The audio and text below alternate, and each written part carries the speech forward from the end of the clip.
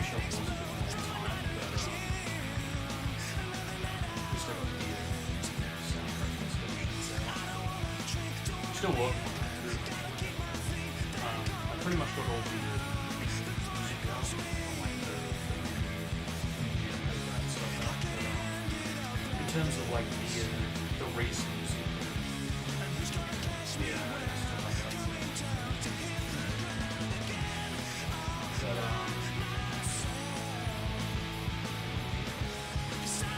yeah, it's gonna be a bit more of like a chill, relaxing stream in the movie because like I've just been going at it like day in day out for various projects. It's just getting a bit much, and I want to do this later stream for some time now. And yeah, okay, while it may not be long, still would like to do something with it, you know, just a little bit here and there.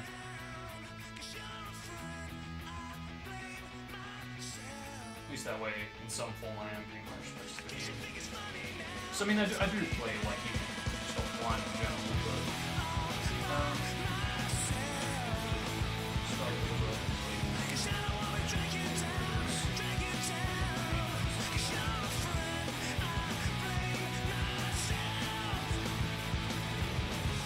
I have been wondering maybe I should like start off something like a racing game.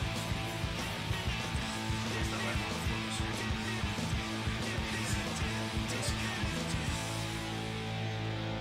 have a dedicated racing channel? I don't know.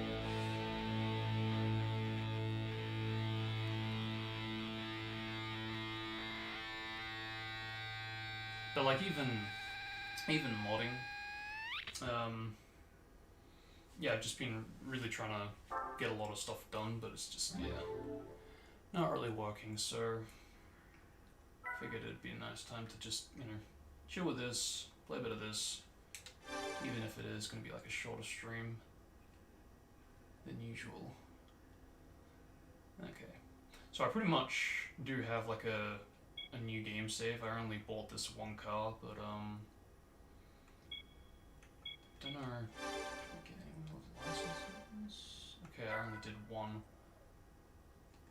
That's alright. In fact, I might actually redo it, just for the sake of, you know, actually doing it and streaming it.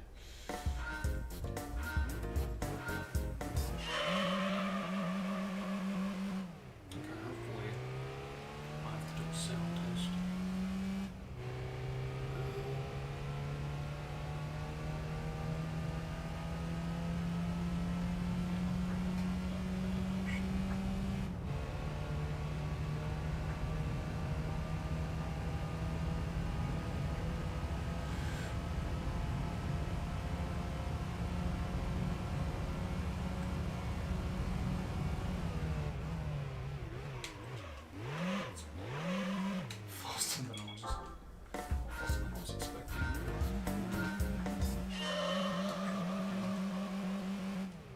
It's okay, testing 1, 2, 3, testing.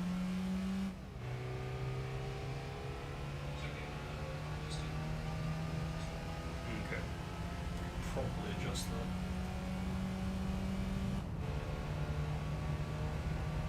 Yeah, it's weird. I guess some games are a little different in volume, which, you know, bound to happen sooner or later. But, yeah, because previously I was streaming a bit in Naruto, but, yeah, cool. But yeah, that's, a lot more quiet than this.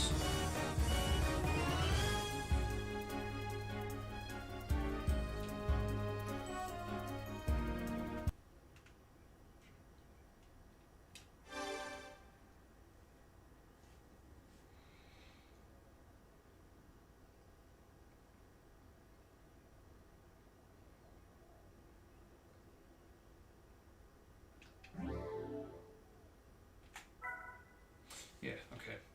Let's bring this up. Try 30.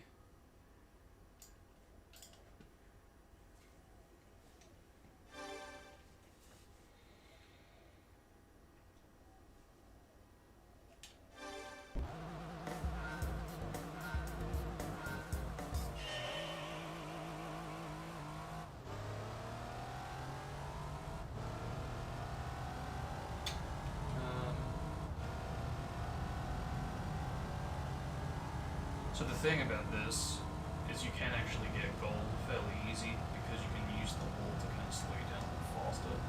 Don't think that was intended, but yeah, it's very useful.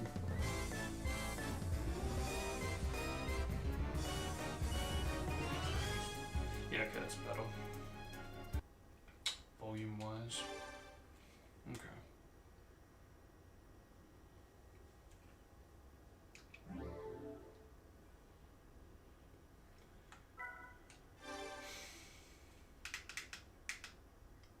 But now, this is where things start to get a bit interesting. But, yeah, fun fact to those that don't know, this is actually the very first game that I ever played. I remember it from day one. So I saw my father playing it. And I was like, oh, what's this? I was like, yeah, sure. And I went on like the first track. Basically like an oval. And I pretty much, I guess since I was like starting it off technically as like a beginner, I picked the slowest car. But I was hooked. It was just really fun, and even to this day I find myself returning to the game. Whoa, okay, can I get rid of that? There we go. It's cool actually, because I just ran into that setting in options where you can turn that off, but they actually they like told it to well, they programmed it in such a way where you could actually turn it off during gameplay by hitting select, so that's good. You don't have to go into options to do it that way, so no, that's good.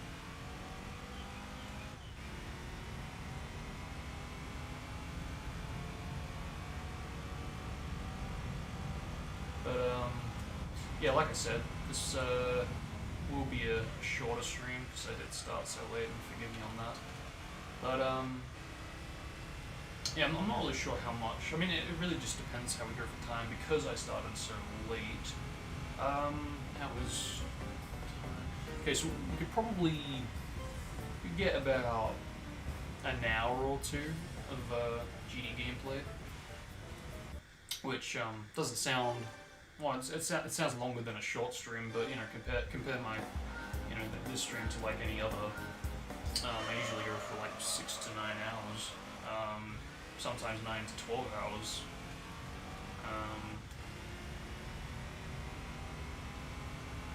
But yeah, for right now, it's mainly because I started so late.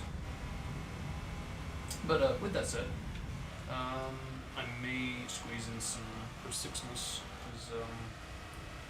because there is some things that I am working on, and whether it will go anywhere, I don't know. But still, it could be cool to stream that, the development, just in case I do get something. But of course, that's all really dependent on you know, if there's, you know, anybody that's actually watching, I guess, because it's a bit of a, I guess you could say, like a bit of an experimental stream. So I pretty much never do streams where it's unlisted. I think I only did it like once. Going back a while ago. But oh cool, I can start it. That's good.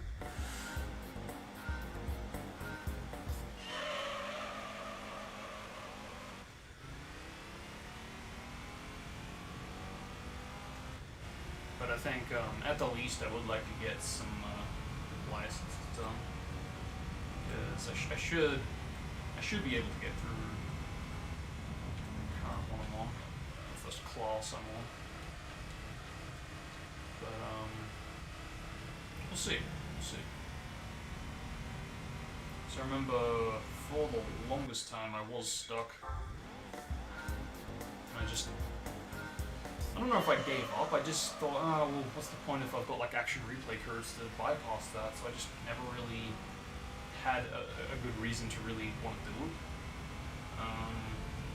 Because the main thing I was after was doing all the Grand Prix to get certain cars that I'm after. So again, if I could like bypass the licenses, which I could, again, I just never really had that reason to.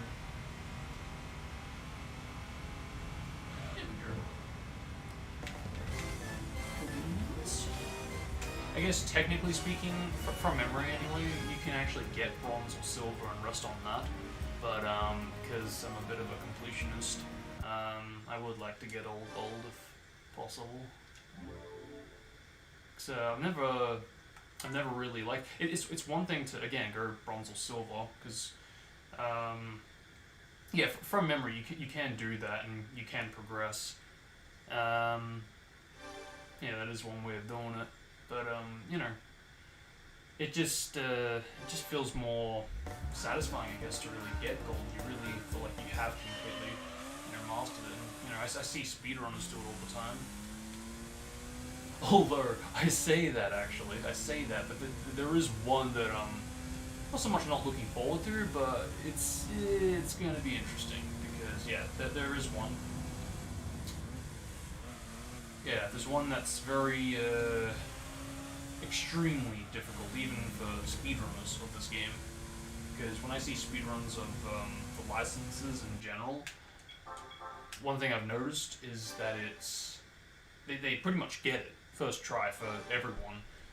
So for all of a sudden for that to change on this one specific license, it's like, whoa, okay, this is like really difficult.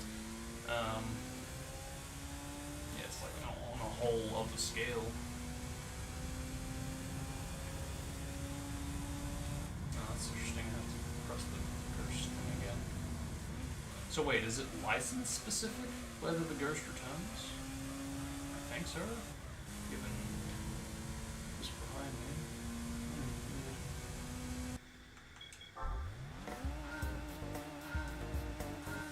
But yeah, this is also kind of like my last my last stream of being a free man, you could almost say, in terms of just doing what I'm doing now, I guess, being able to play whatever I want, whenever I want, because as soon as Gear 6 Release 2 goes out, I'm pretty much going to have to pull what I did last year with doing everything to get that review video out, because god damn it. I mean, to be fair, the review I published basically, I was talking about 3 demos, so I guess you could even say 4 builds if you include the update, where I kind of briefly spoke about V1.5. Because yeah, that was a very busy and a very hectic video, and I was sick of being late all the time, and the video was late, but I didn't want it to be so late to the point that it was like, oh, okay, well, what's the point of even putting it out when I could also review Release 2, and it could have very well have ended up that way, because if that were the case, pretty much it would be done. The talks about demo 1, 2, and 3, obviously. And I'd also be including the Release 2 review in it. So I am glad that it's out now, because at least that video it solely focuses on Sonic and Sonic alone. At least the Sonic releases, I should say. But yeah, once this next release goes out, it's pretty much, well, I mean, I will be talking about Sonic as well, because of course there are changes that are definitely going to be present. But at the same time, the focus is Shadow, so I would like to mainly focus on Shadow.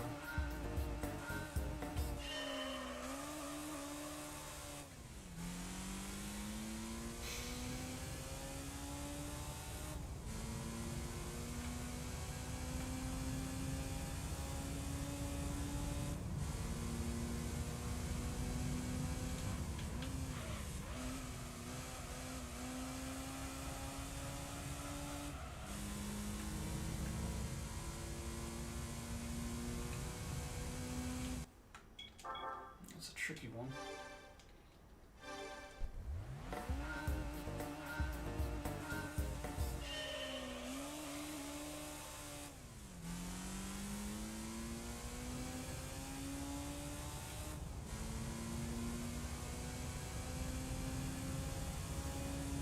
I have done a lot already talking about at least two.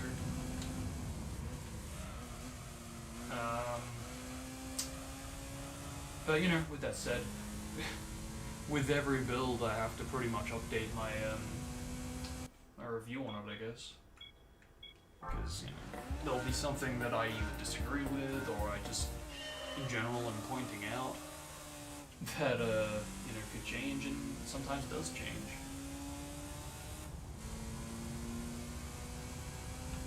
And that's fine. If anything, maybe I should just wait it out. That way I really get to review the final version instead of just, you know, wasting my time recording commentary for stuff that's either going to change or whatever. Get unused.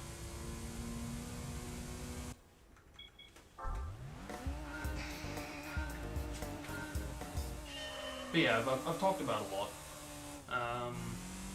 I wanna mainly get all the Sonic talk out the way, so at least that way when it does go out, I can then really review the main focus being Shatter, and you know, commented everything I can, and also about it.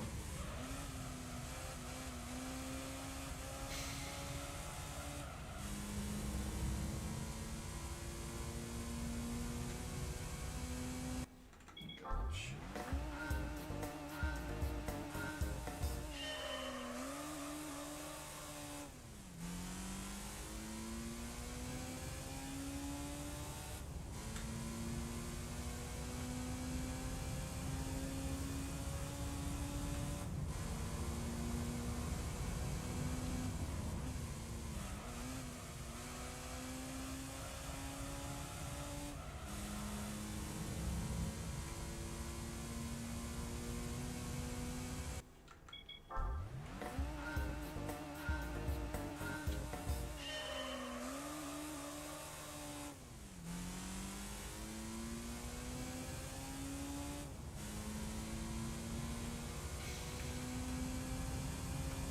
So I actually tried to boot up the USA version of this game, which has worked in the past, because I mean it needed to. I needed to record the race music on the USA version, but for some reason, when I was trying to boot it up for this stream, it didn't work. So yeah, that is a bit weird. I might give that another shot because it also wasn't booting up the PAL version. But after I reset the PC, it still didn't boot up for the PAL version. But I just quit out of it, reset it, and it worked. So I don't know what I did, but yeah, maybe for that reason there, it just randomly worked. I don't know. Maybe yeah, I should give the USA version another shot.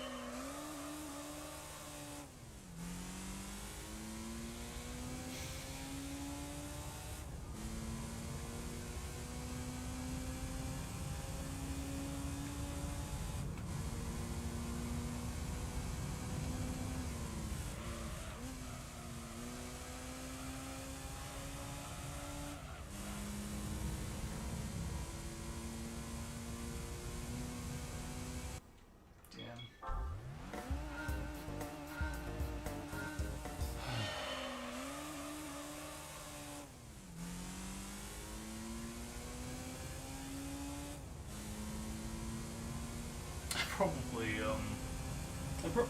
shouldn't have made that poll. Because not that I don't want to do it, I definitely do want to do it. But, I guess in a lot of ways I am creating a lot of unnecessary work, because, you know, it's bad enough that I've got so many video projects that I want to get done, but, you know, they take time. But yeah, no, let's dump another idea on it.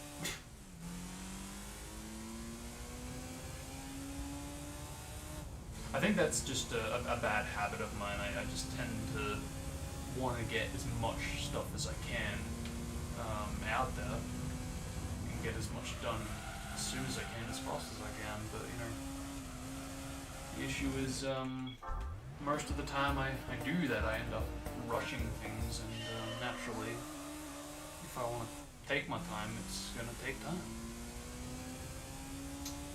Yes, I can polish it in that respect, but it takes time again. And I mean that's pretty much where I'm at right now. I'm in a state where I've just got so much that I want to get done and I want to get out for you guys, but it's just, I wouldn't say it's stressful, because I mean it can be, but for right now I'm not really stressed. I'm just a bit exhausted, if anything. Which again is the main reason I'm doing this stream now, to really just chillax, you know, relax and play my favorite game, or one of my favorite games. And again, I wish I could have played this on the day that it was the anniversary, but you know, even then though, to be fair, aside from getting the soundtrack out on the day, it would have been weird if I streamed this on the day, because like for me it would have been on the day, but for you guys it wouldn't have been. So I would have either had to have done it on the day for me, but it wouldn't have been for you guys, or I would have had to have waited a day and then do the stream, and then it wouldn't have been the anniversary for me, but it would have been for you guys. So yeah, you know, it's yeah, it is what it is. But the main thing is I'm streaming it now, and I'm streaming it on the year, I guess, because it doesn't even need to be the month, you know, especially since it's like late in the month. But yeah, main thing is it's on the year.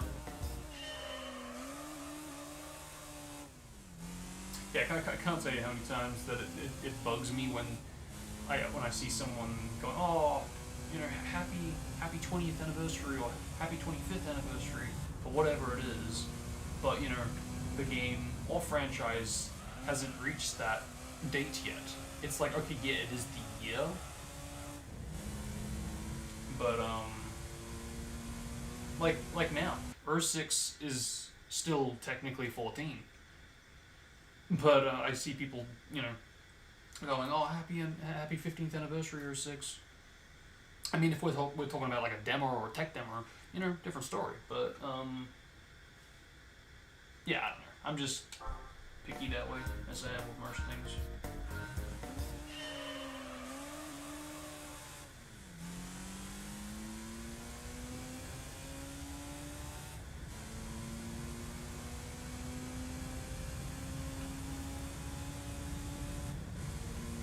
So I was a bit concerned about the performance of this, because I don't think I've actually streamed this before, at least on YouTube. But you know what, it's actually fine. I think it was a little slower before, but for right now, I'd say it's actually pretty good. Damn, that was close.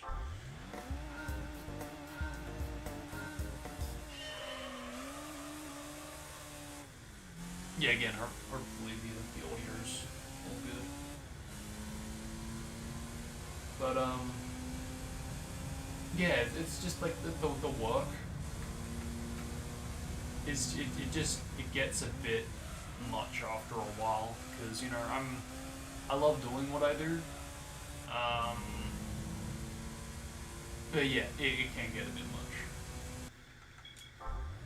I wanted to get this video I was working on with it was like a bit of a cutscene compilation, well, not a compilation, like a, I don't even know how to explain it. It's like a mashup, I guess I should say, of various cutscenes, both in animation and clips, basically put together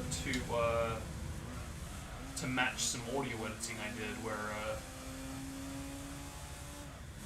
Silver, Shadow, Rouge, and even Knuckles are basically in this video, in this like mashup of a cutscene, and I wanted to have a bit of fun, you know, doing some audio editing.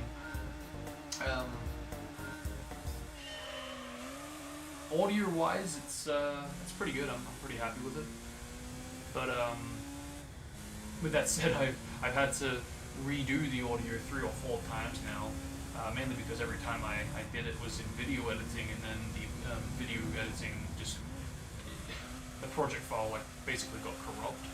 So in the end I came to the conclusion I'd just move it to my audio software, my audio editing software, so that way there'd be no confusion. I'd have it all as like a separate project, so in case the video, the project file for the video editing for whatever reason got corrupt again, at least, yeah, the audio would be safe, because that happened twice, you know, the project file got corrupt on the video editing side, so I was like, fuck this, man, enough is enough.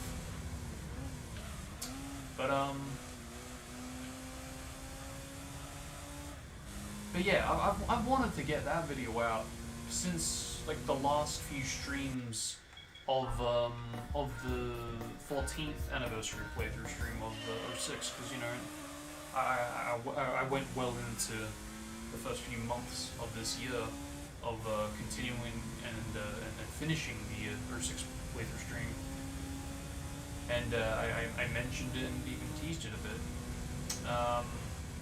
because at that point I was set that I was going to get it out, I was going to get it finished, and I was very close to finishing it. But you know, again, not only did the project file get corrupt, but happened twice. So oh shit, we've actually got time, except not really.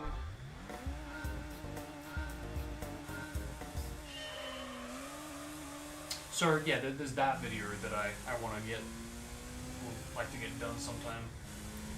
There is the TGS explanation video that has been in the works since late 2018, early 2019. Is that right? Actually, no, it might be late 2019, early 2020. Actually, yeah, no, I think it's the latter. But yeah, there's that video that that's really exploded in development. I really had to redo a lot of commentary because, you know, when I originally started recording commentary, a lot of things since then have either been achieved or been restored or whatever, or changed. Knowledge that I thought was facts back then have either been confirmed to be something else or just flat out wrong. I don't know, but you know, a lot has happened. That's the point, and that's fine. I've been more than happy to go in and adjust the commentary and really just make sure I nail every little aspect. Because the main focus of the video was not just to talk about the TGS-05 demo, but also the TGS-06 demo, because so many people seem to not get that those two demos are different. They just think, oh, it's the TGS demo, okay, and that's that. You know, the TGS animations came from the TGS-06 demo when it didn't. So the video was basically to clear up the confusion there, as well as to point out where the E3 2005 teaser came from, because so many people draw that comparison to TGS-05 as well. And it's partially true, but there are some things that are a little, again, it could be all cleared up in this explanation video, and that was the main goal, to talk about those like two main elements, which I do. But at the same time, I really wanted to get to the specifics of what's different from, you know, both demos, and as well as the teaser, and compare it all to the final. And I've pretty much finished talking everything about E3-05 to TGS-05, and I am currently still talking about the TGS-06 demo.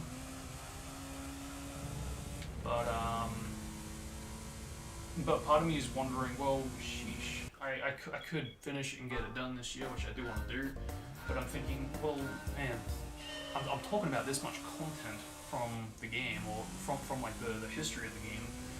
Maybe I should just talk about everything and include like the E3 demo, even though I have talked about it. Just talk about like everything that has been learned since that explanation video, as well as even talking about the review builds. That way I can really point out what I know, what could be learned in from the time this video goes out to the day that we could potentially maybe get some kind of a review build maybe in the future.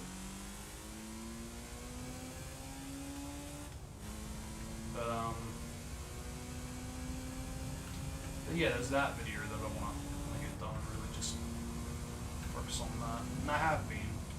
But that plus the release tour video is really just the main focus this year. But then I have things like soundtrack, because I do work on the music for Adventure Chronicles, and I love working on music for that game. But yeah, sometimes I will get a request that's like, okay, so I just, I want this track from R6, and I want this track from R6, and also mix this not R6 track with it. It's like, I'm more than fine to do that.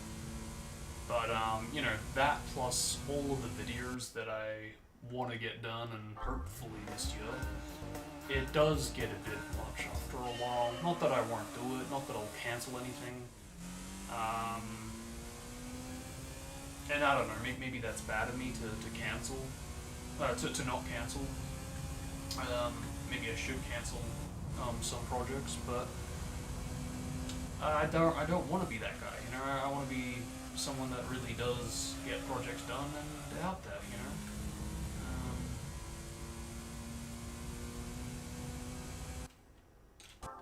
Aw, damn it! I'm so close.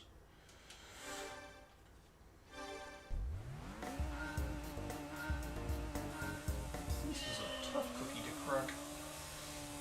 Although I suppose it's not exactly easy when I'm commentating.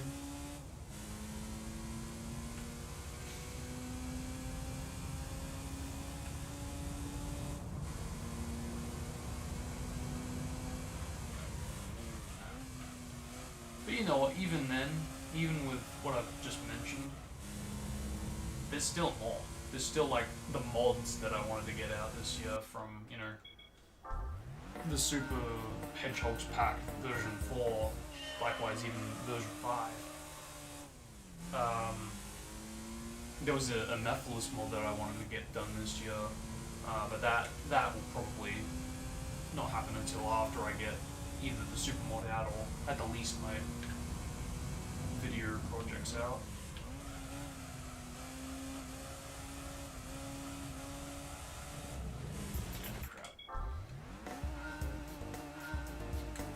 But and I mean, those are just character mods. I wanted to do more. I wanted to do like stuff like releasing like a full screen no HUD mod of the game, or like a debug mode or a Rainbow Gem enabled save.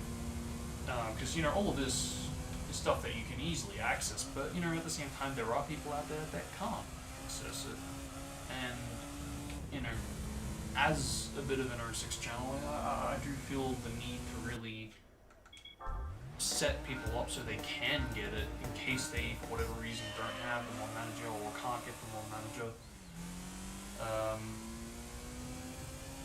As well as to provide for those that are on hardware that have a modded console rather a PC, because I think that's the main thing that I've just been a bit unsure about, because I know that the mod manager did want to accomplish that by having or catering to not just PC gamers and modders, but also those on hardware, but currently that's not the case. And that's fine, I understand why. And I'm sure it will get there eventually, but in the meantime, I do want to be someone that can provide for those that are on like modded hardware.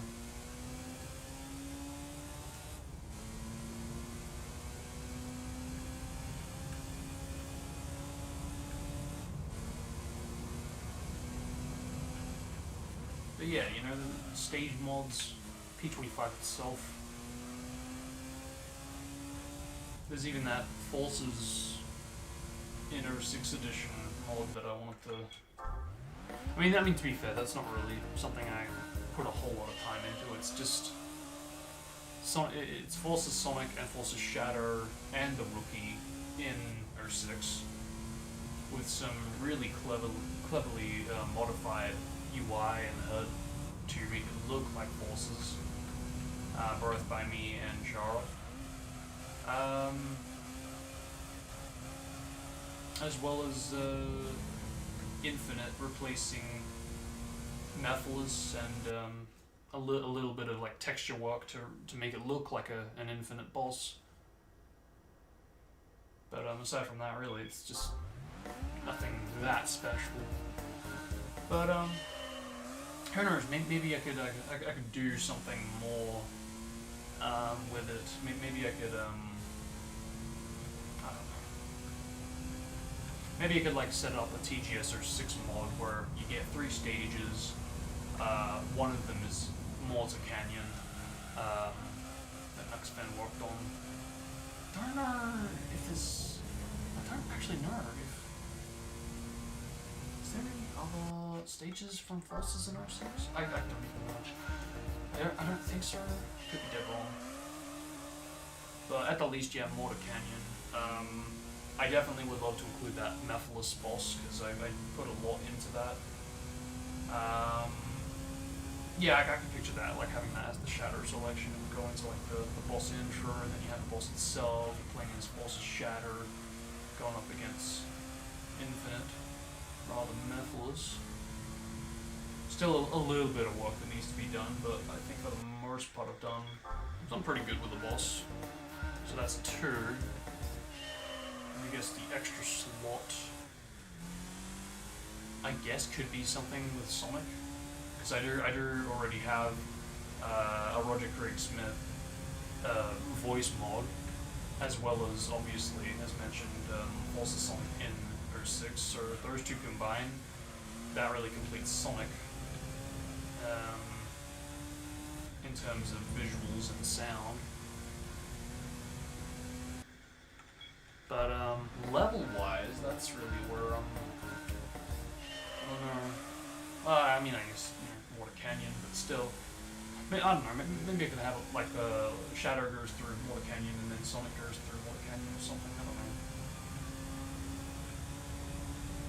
But see, my point there is that there was that mod, which I haven't even put that much time and thought into it.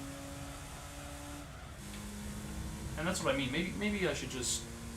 Maybe I should be cancelling for stuff that I'm not really focusing on that much for. I don't know.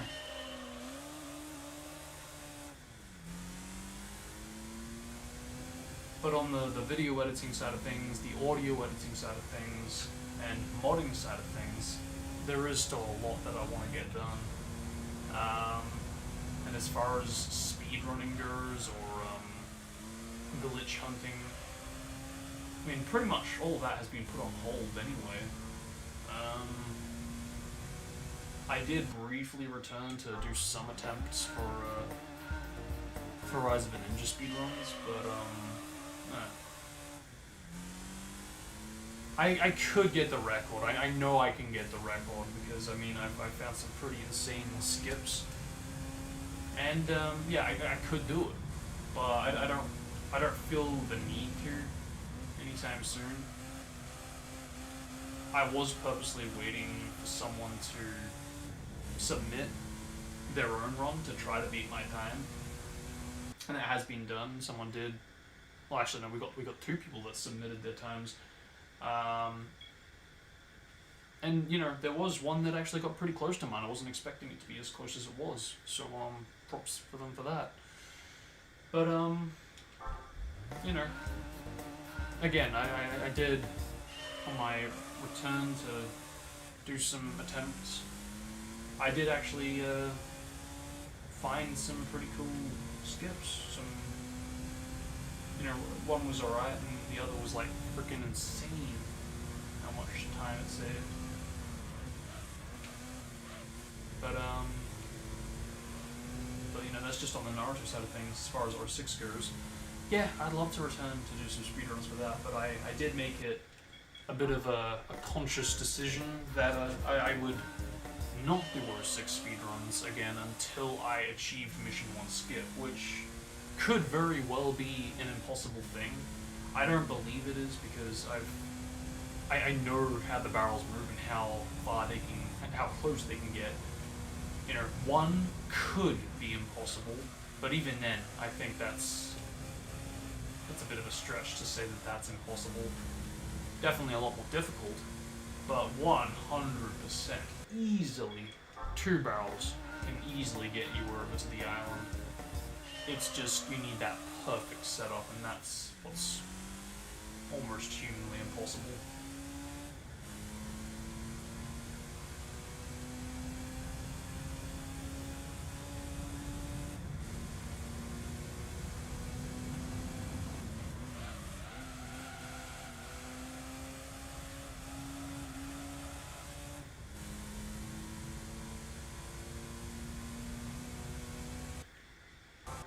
Yeah, I was actually expecting that to be a little faster.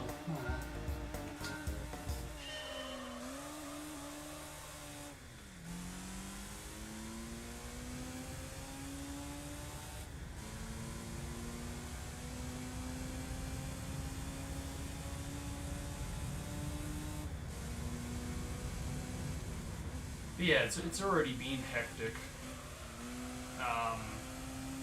From the course of my last stream to now, trying to get videos done, trying to update mods from either patches that have been released and restored, to just little things that I picked up on that I could improve upon, and you know, I've done them. But yeah, this is like the last day or week even of me being able to really do what I want when I want. Because when, yeah, again, release 2 goes out, everything is pretty much going to change. I'm pretty much going to be working daily on the release 2 review. And I desperately hope that it doesn't take as long as it did for the previous review. And I'm sure it won't, because again, I was talking about 3 demos, 4 builds in that video compared to, you know, this next review that's going to be potentially talking about 2 builds if I take that long to the point that release 2.5 goes out. But that's like worst case scenario. But I'm a lot more on top of things now because, you know, I didn't have commentary. Or I don't have commentary of like anything that I need to talk about like I did last time. Because last time, yeah, I needed to talk about demo 1, or rather, I didn't need to, but I had it all recorded and I didn't want that to go to waste. So I thought, you know, why not? Might as well put it out there. Regardless if, you know, everything is agreed on or disagreed on.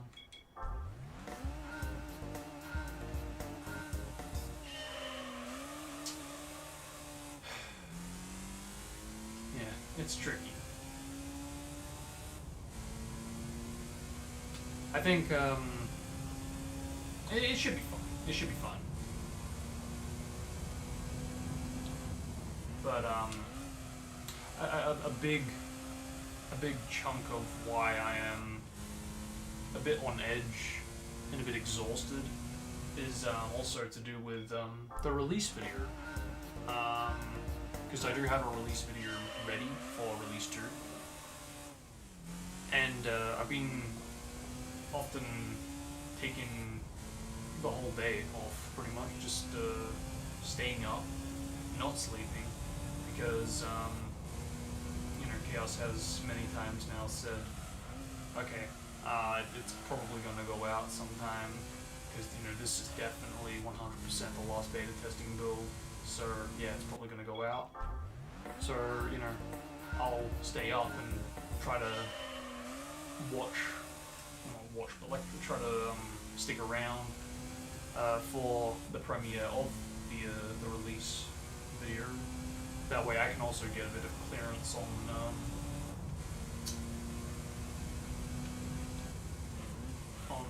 when he posts the video, because, you know, he doesn't tell us. He never tells us, you know, when the video is going out. He'll just go, okay, so this is probably going to be the last beta testing build, and that's it. So we don't really get a gauge on when roughly he's going to be posting it, because it could be from like a day or two after the beta testing finishes to a week to months even, which in our case is what is going on now. Because, you know, we've had the last beta testing build for quite a while now, and he said, yeah, this is like definitely the last one. But, you know, he'll either find stuff and that changes plans, or in his case, which he has openly stated, he basically was in lockdown for a little bit over a week. Which, I'm not gonna lie, that was a breath of fresh air for me, because that meant that I got a week plus to finish other projects and get them out before, you know, worrying about, you know, this release video.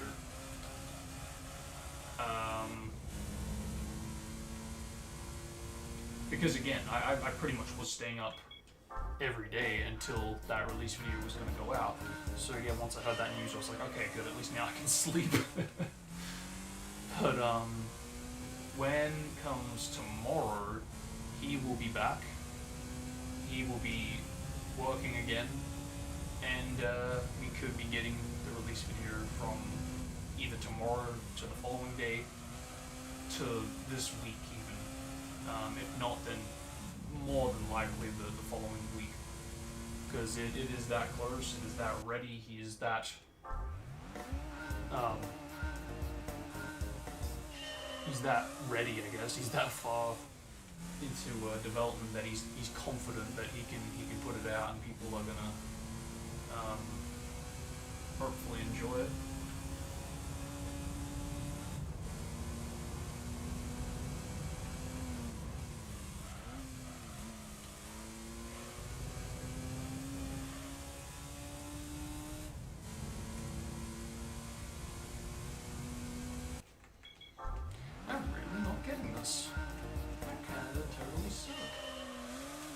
I wonder if it's to do with the gears.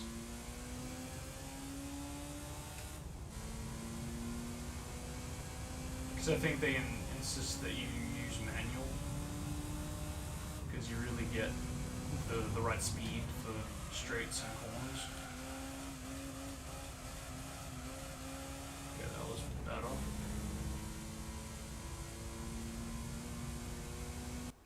No, it wasn't. Okay.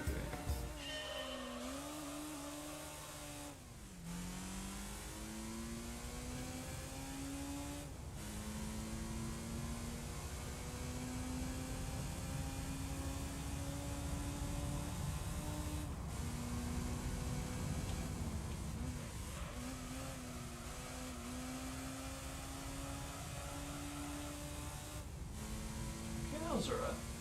Please be good. New.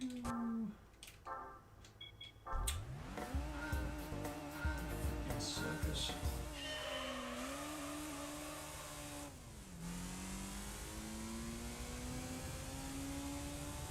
I don't know how speedrunners can pull this off first try.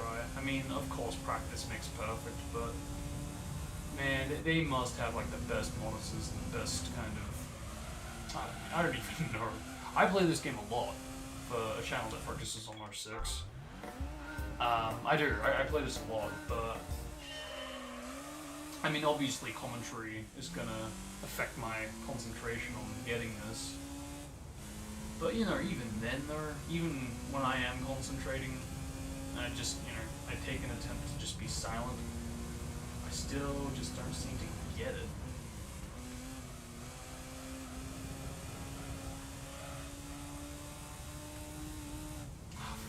I just messed that up with the gears.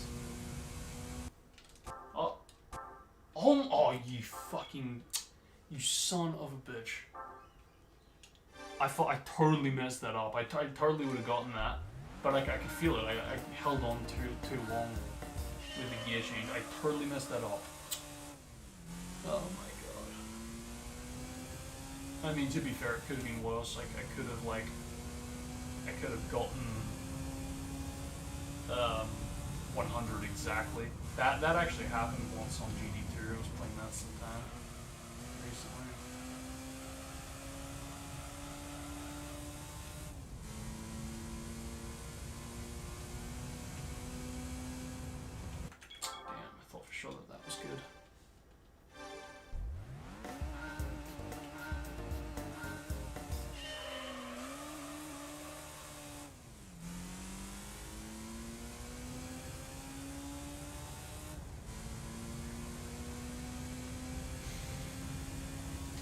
I really do hope that one day we do get backwards compatibility on the PS5, because I know that they said that they were like looking into getting that happening, but I think, to my knowledge, that's only going to be in the form of PS Now, which I like totally disagree with. In which case, because the thing is, PS Now is great and all, but currently it don't even exist in Australia, and that's so fucking sucky for us. Because we can't play the old gen games and titles, and it sucks because I want to play those games, but you know, they just, for whatever reason, were like, nah, these now is for Americans or UKs.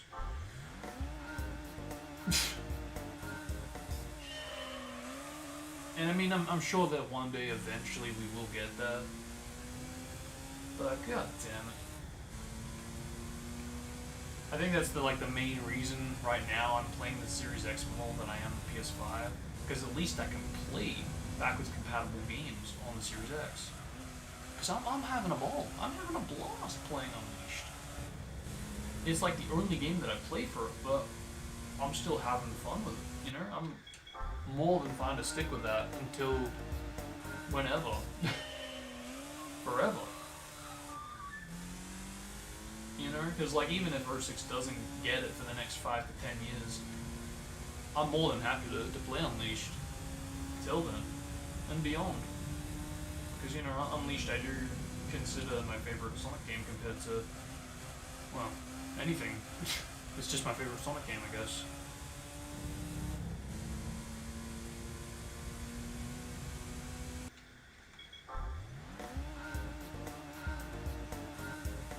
Okay, let's try to actually get this done.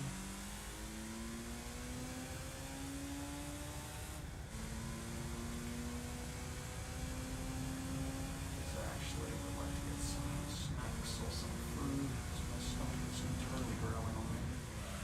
But the mic's picking it up.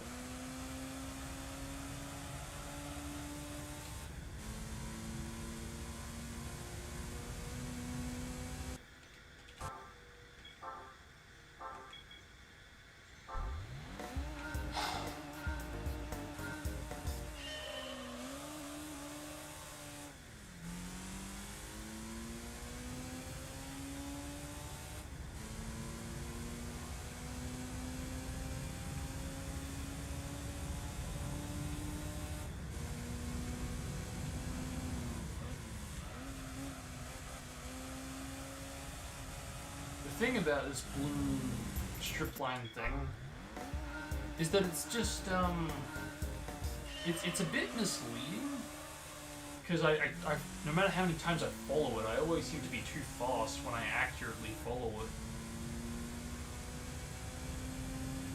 I don't know if I like, I don't know, it just demands perfection almost. Like that, I totally tried to follow it. And it's like, I get that it obviously wants you to be on the line. But even then, I feel like I'm not getting it. Because I feel like I am braking and excelling at the right times, but yeah, again, maybe it really is just pixel perfect.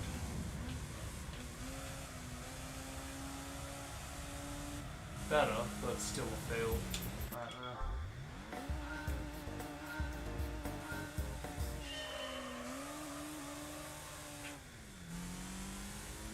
I mean, obviously it is the right setup.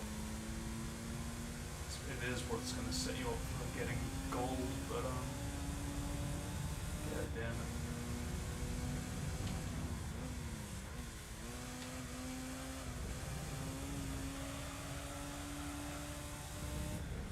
Better, but not quite perfect.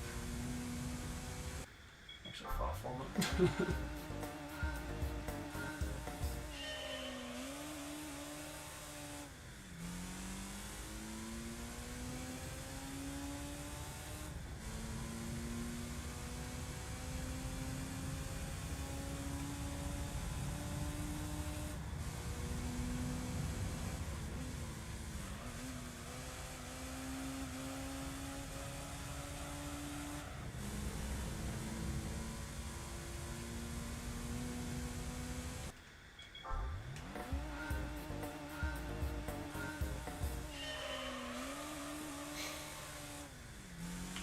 that's the thing I really like about this game. It's really over the top challenging. It's not. It's not. It doesn't treat you like you're dumb. You know, it does treat you like you are someone that really needs to try if you want to perfect this game. You really want to get the best possible trophy or medal, whatever. Of course, like I said, you can rest on bronze and silver, but yeah, it doesn't treat you like you're stupid if you're gonna go for gold. You really do have to try for it. You really have to have total concentration.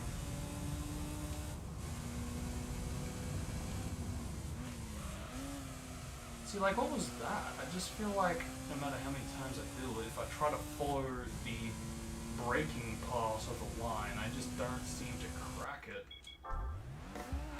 It's like too late by the time I try to steer into it. Or steer on it, I should say.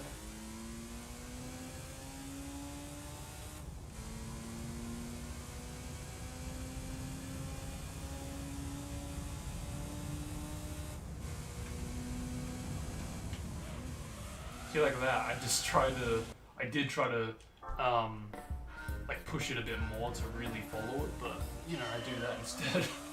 It's either one thing or the other.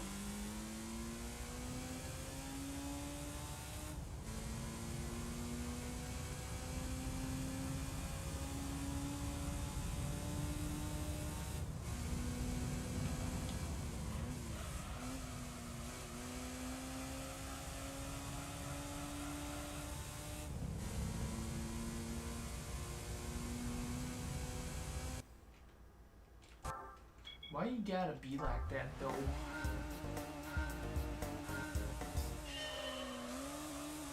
Always close, never on the lawn. Alright.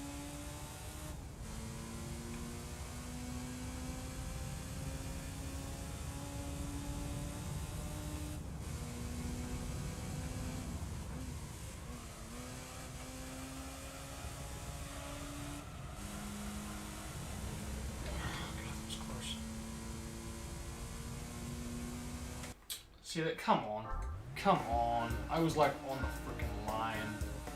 Like, I get it. I was just a bit too off when I was making that corner, which really, it did technically put me on the grass into Merkle. I didn't fail. And because of that, I lost the speed.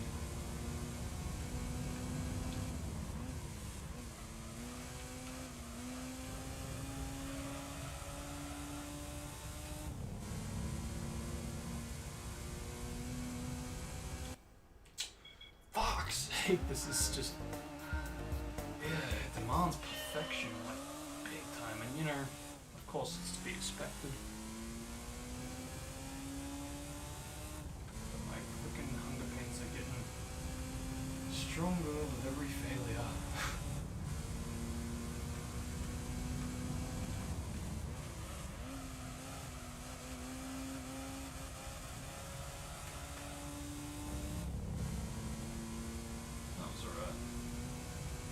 Still not good enough.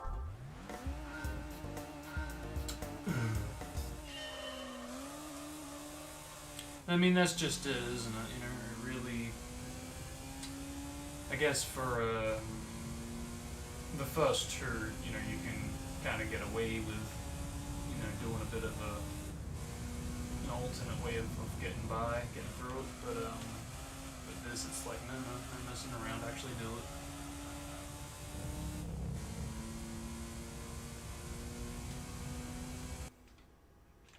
Not even close.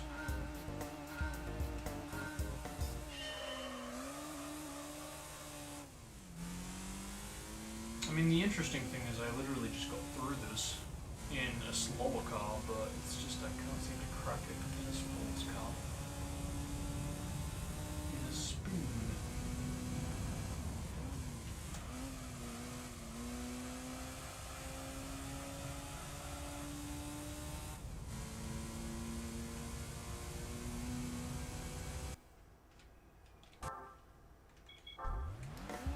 God, that's okay.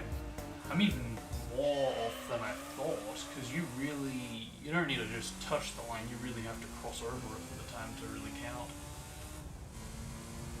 Shite.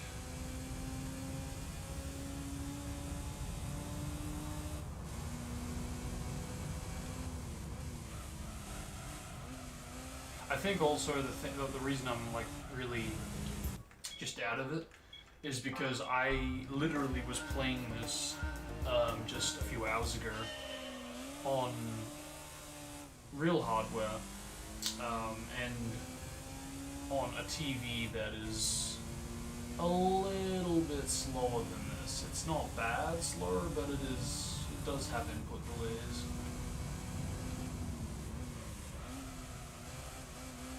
So yeah, now going to this that has pretty much none. I think I'm really feeling that effect now.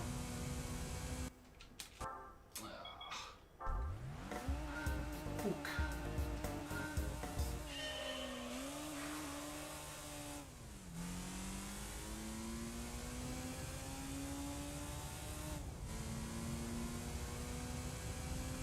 Sucky thing is because I'm playing without sound, I can't actually hear if the gears cap and all.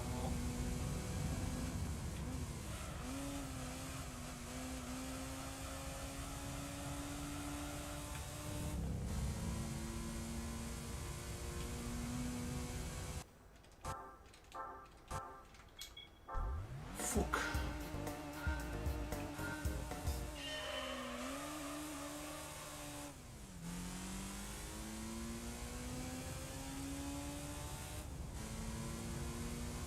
I think I'm going to try something a wee bit different for the braking this time. I'm going to try and excel and brake at the same time. It's a bit of a different approach, a bit of a different strategy. Oh, fuck. I mean, that was pretty good there, considering that was like a first attempt using that strategy.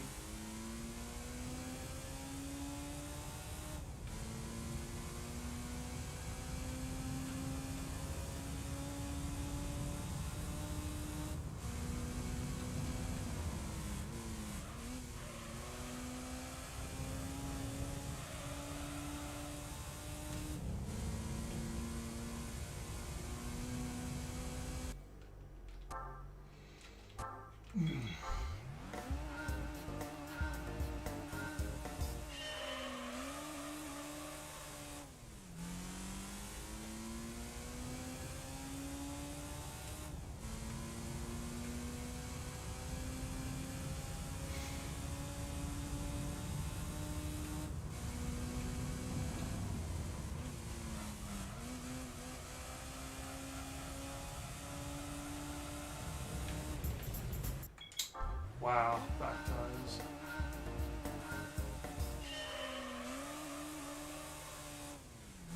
I actually had a video planned for this.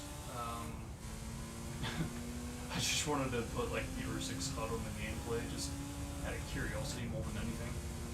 Like, what if I put, aside from the UI, some footstep sounds, as well as maybe even some like voice lines or sonic music all around, just to kind of give it that feel.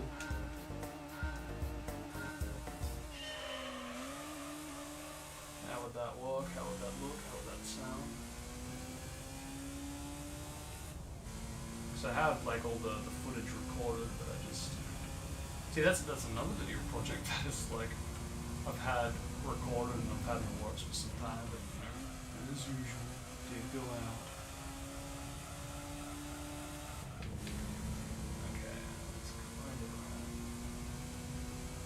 Still not good enough.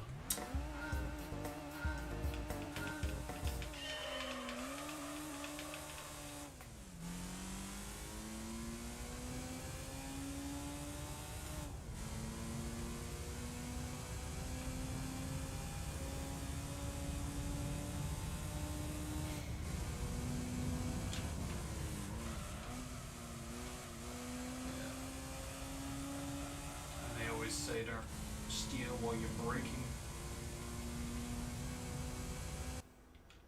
I guess accelerating as well doesn't really help.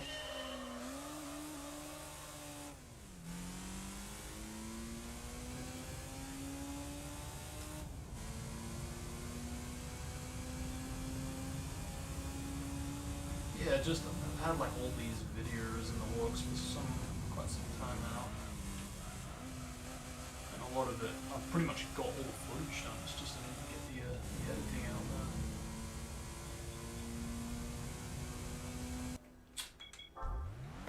There's one that I'm currently working on that I actually forgot to mention. Where I'm pretty much trying out all of the town missions that have been restored. And admittedly, I haven't actually finished it. I haven't even finished all the recordings. I've only covered all of Sonic's, and video editing wise, I'm almost done.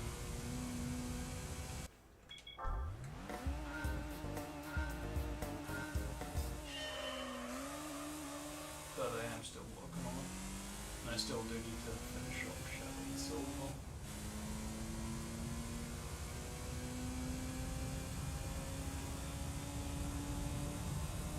That too is something I'd like to get out sooner rather than later, but typical me.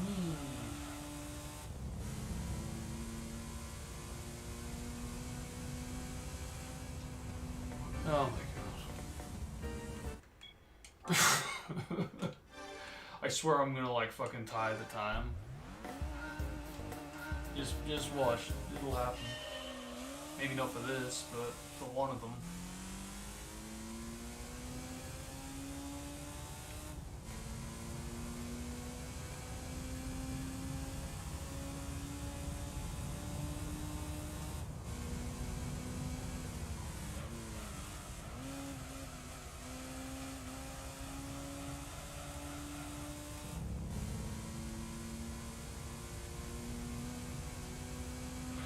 Yeah, God, that's crap.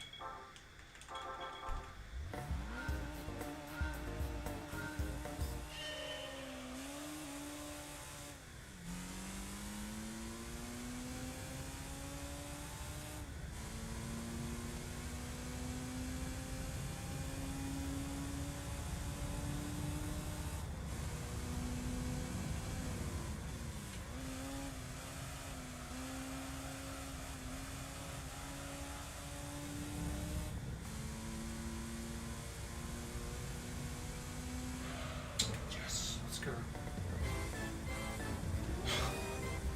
God damn. I don't just get it, I fucking would shoot. No. I mean, still, it's, better.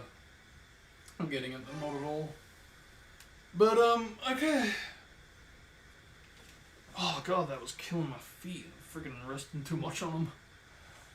Alright, yeah, I'm gonna quickly put on some food. Yeah, I'll be back.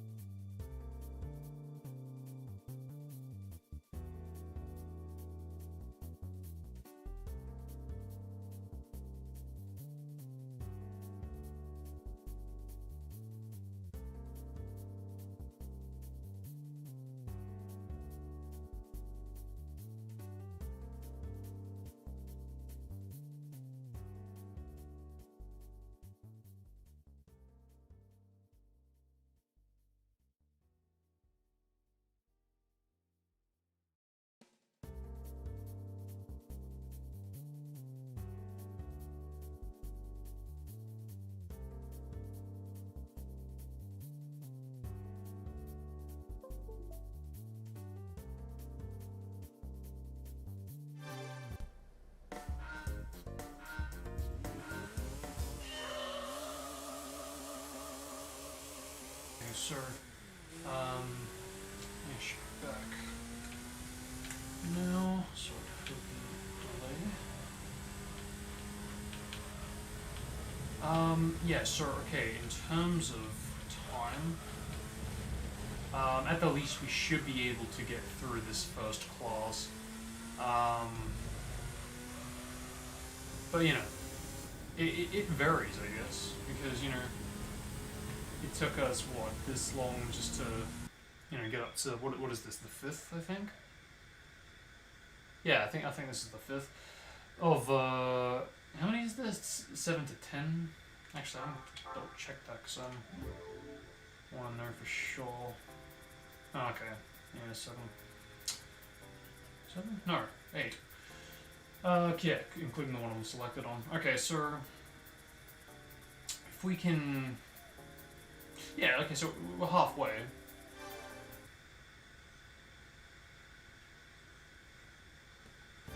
Yeah, alright.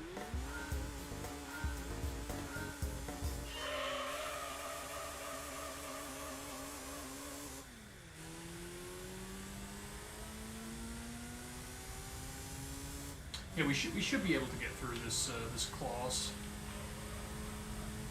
But again, like I said, it varies depending on, you know, because like that last one took quite a fair bit of time, whereas the other 3 didn't really take that long.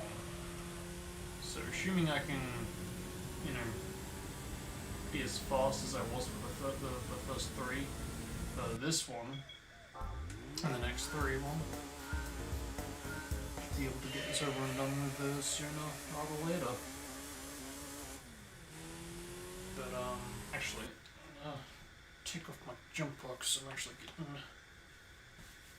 a bit hot, which is weird because it's freaking winter here.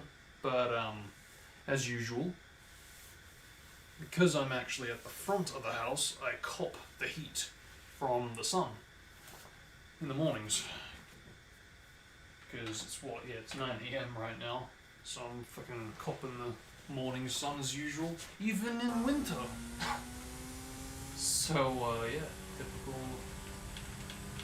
me, typical sun, typical part of the room, typical part of the house. Alright.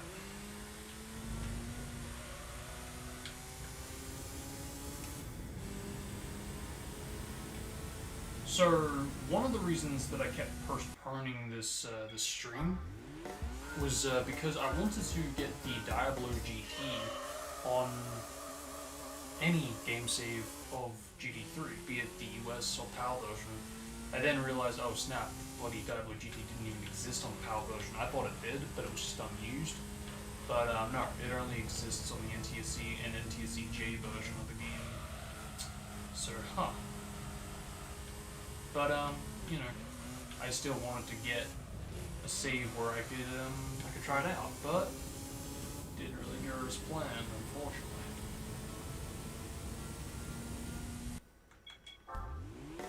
That said, I have gotten the Diablo GT on this PC on this emulator. But the reason I uninstalled it was because it felt like the game save was more than, it was giving me more than the Diablo GT. It felt like it was giving me a hack of the speed even, because it felt a lot faster than it should have been. But with that said, it was never in the game, so, you know, how's it fair for me to say that's, you know, that's too fast when, you know, it never was even in the final. But with that said, I did take some time out of the day to install it with my GameShark on my NTSC-J PS2. So that way I could really compare the speeds just in case. And it took quite a fair bit of time because I did have to quite literally manually install it one curve at a time, but with time, patience, and persistence, I did eventually get it, And in fact, I got more than that. I went as far as to install the what's it called again? The Lancia Stratos, I think it's called, or Stratos Lancia.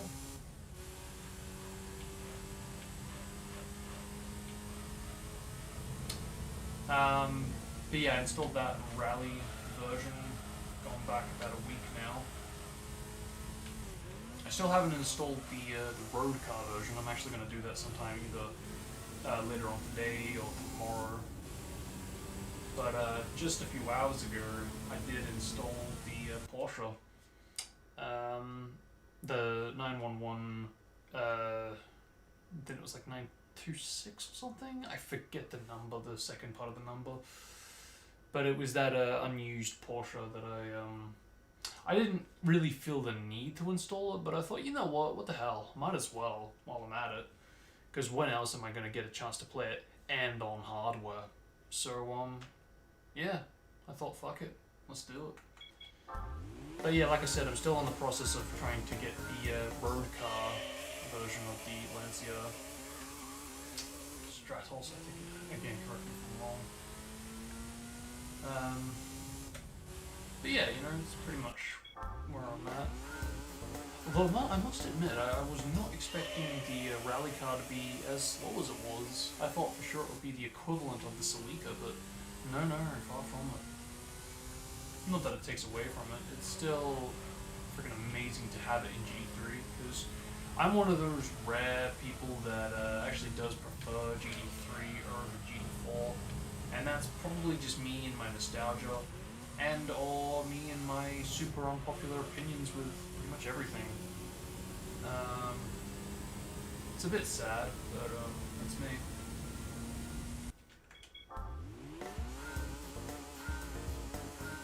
But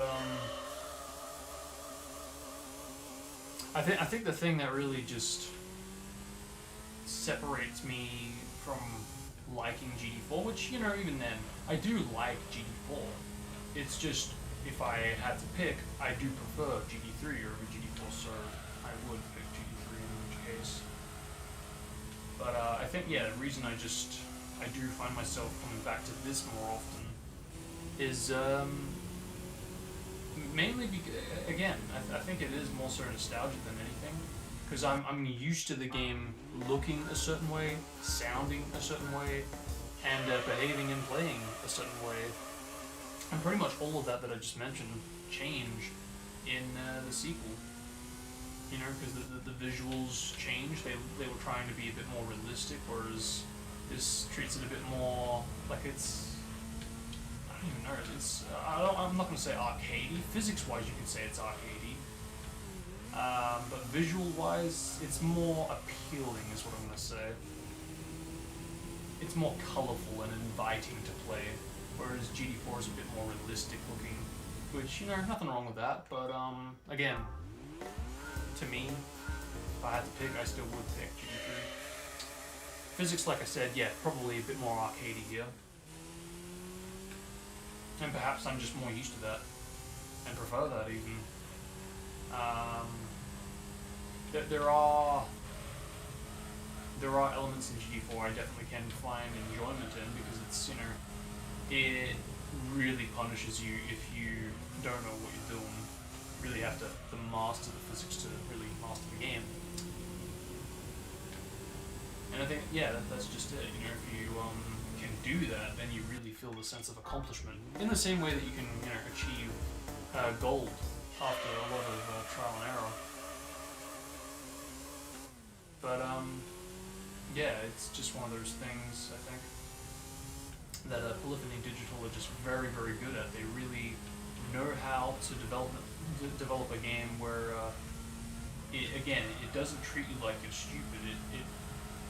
It basically just makes it a real nightmare to complete, but again, that much more rewarding if you do end up pulling it off.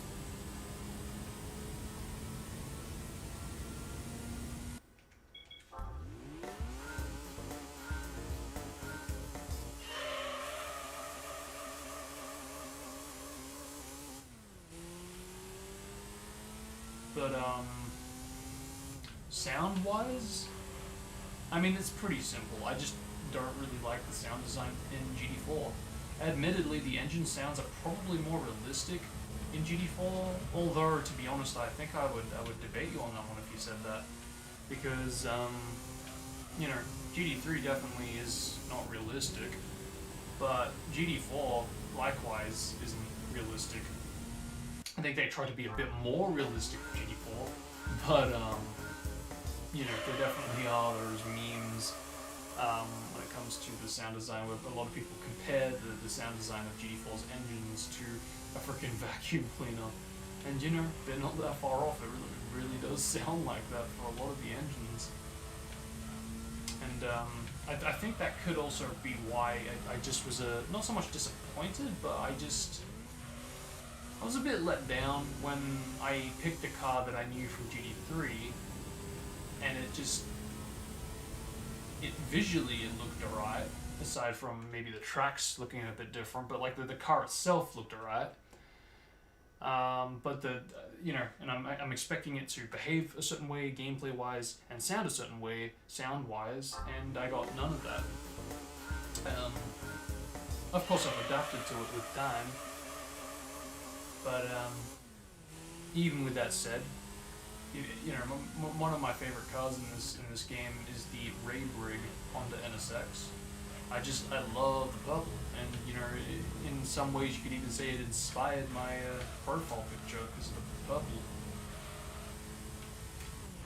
Because I've been playing this game since I was 3 years old, so I think for sure it definitely has inspired me in a lot of ways, be it with my music development or like I said, my profile picture even.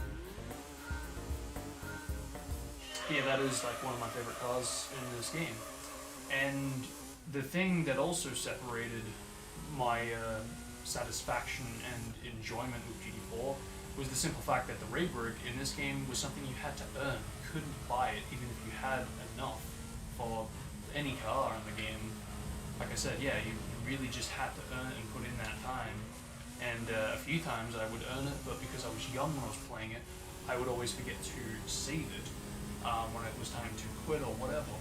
So often I would find myself revisiting the game, wanting to try the Raid Rig, only to find I had to earn it again because, yeah, it didn't save. Or I hadn't saved. So,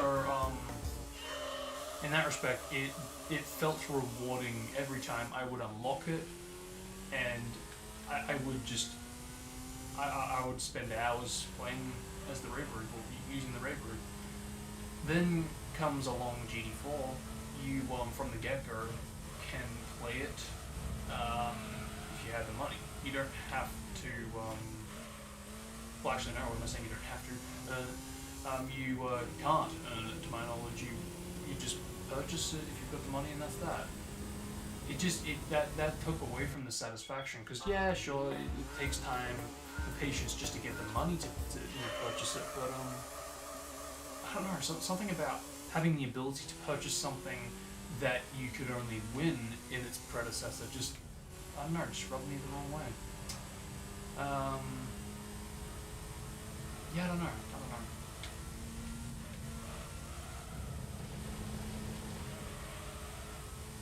But I think, you know, that as well as the sound design, like I said, it had this rich, charming, bassy kind of engine sound in this game.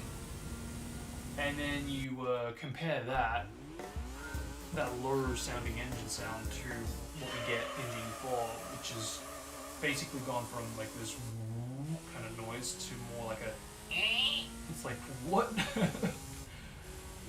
And again, I think they were trying to go for a more realistic approach, but it just, I don't know,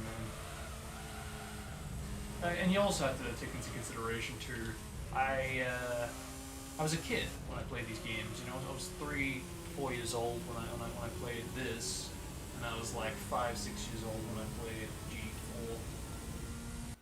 GT4. So as a kid, you can imagine. And again, with time, I have warmed up to GT4's changes, but I still find myself just thinking, you know, what if GT4 was more like GT3. What if GT3 had tracks from GT4, or what if GT3 had cars from GT4? And for the longest time, I thought I would never see this unless the game was like modded. But then I discovered a little game called Gran Turismo Concept, which, in a nutshell, is GT3, but it's DLC. Or rather, I should say, Gran Turismo Concept is Gran Turismo 3 DLC. Because it is. It really, really freaking is. It has the same music and pretty much the same kind of menu setup as GT3. It's got the same sound effects for the menus. It's got the same engine sounds for all the cars from its predecessor. Physics are a wee bit different, but you can definitely tell it's still built off of the GT3 engine, and you know, for that reason I'm totally fine with that. But perhaps the most important thing, it has Gran Turismo 4 cars and Gran Turismo 4 track. I don't want to say tracks because it only had one one track from GT4. But still, you have content from GT4 in GT3 on GT3's engine, pretty much. So this was like a dream come true for me. The fact that not only was this done, but it was done officially, not as like a mod, it just made it that much more special to me. And I've had a lot of fun playing through all the concept versions of the game that I own, because I have the Tokyo Geneva, which I think that's like the most common version of the game. I got pretty much the exact same version, again, Tokyo Geneva, but it had a different cover because I'm a bit of a collector in that respect. I got the Tokyo Collection, which I'm not actually sure how different that is from Tokyo Geneva,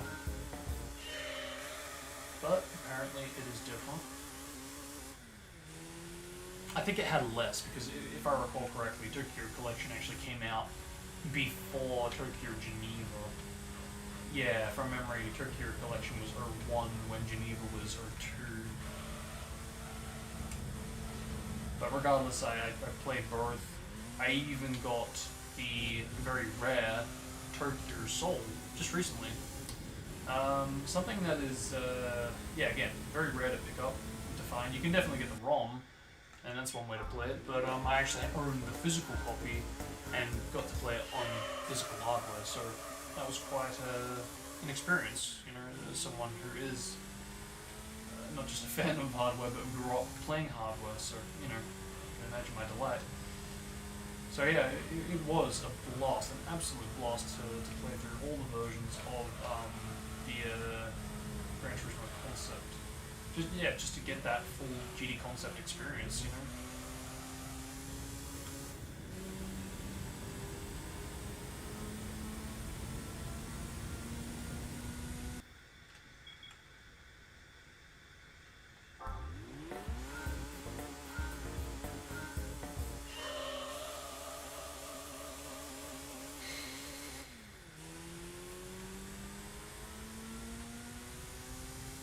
As a collector, I probably should pick up some of the other Gran Turismo Concept demos, because, yeah, at this point I only have Gran Turismo Concept games that were released. I don't actually own any GT Concept demos, because, you know, those are the only things, collection-wise, I have yet to collect. Because I believe there's about 4 or 5 demos of GT Concept. Oh, fuck's sake. It's pretty much specific to a car. You'll have a Daihatsu Coupe. Yeah, specific to that car in one track. You'll have one that's like a Mitsubishi Air Trek, again specific to that one car in, I think, only one track. There could be more. But if there is more, there's probably only like 1 or 2 more.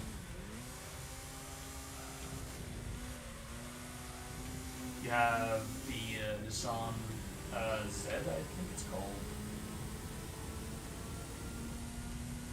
Oh god, what the fuck am I doing? Shit. Actually, I'm gonna let that mirror, so I wanna see if that's working. Yeah, okay, cool. Oh my god, I can't believe how much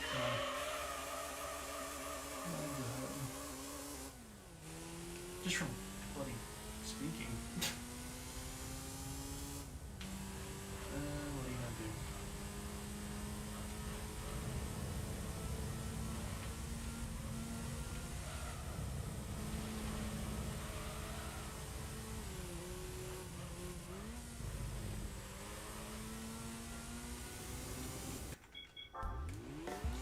I need some water. Okay. That. Cute.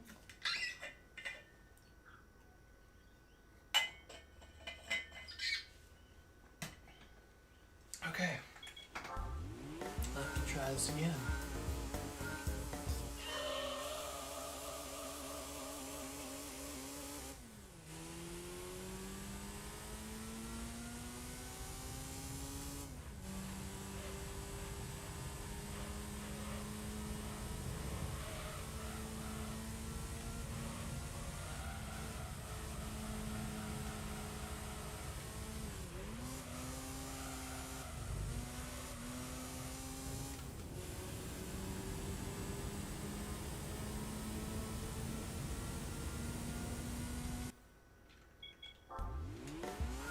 Yeah, I definitely can do this.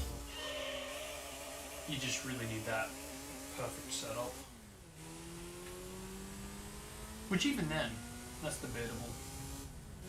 I mean, of course it is, but but I mean, yeah, not so much a perfect setup, but you know what I mean. You just need a good enough setup where you really do get it fast enough time.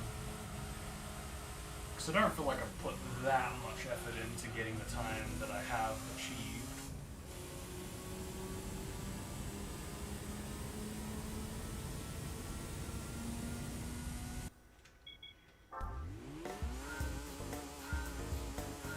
Still has taken quite a bit of attempts here and there, but again, I don't really feel like I've struggled as much as I have with the previous one.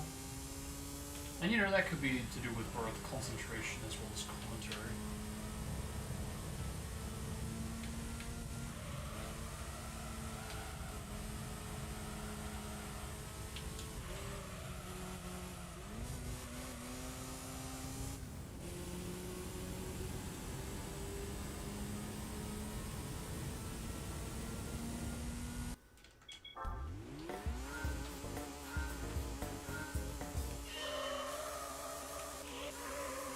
And to think I've actually got to do this again.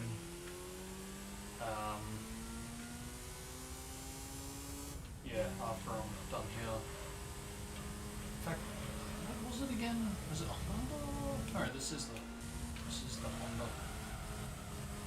What the fuck was it? I should know this shit. Unless it's another Honda.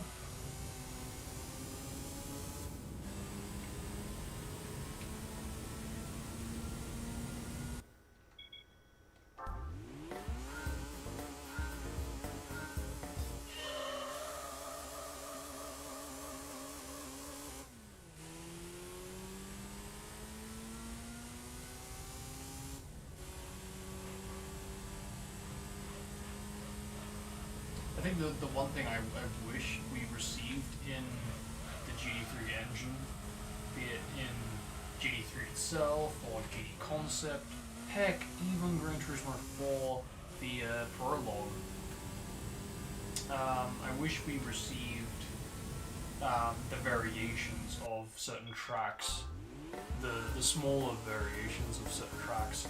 For example, this is Grand Valley Speedway. I wish we had received the shorter variation of this track, again, in this engine, because that would be fun to experience. At this point, yeah, sure, we could probably get it as mods, but I think in terms of modding, there's not really a whole lot that has been achieved thus far, and I think that's mainly due to lack of tools.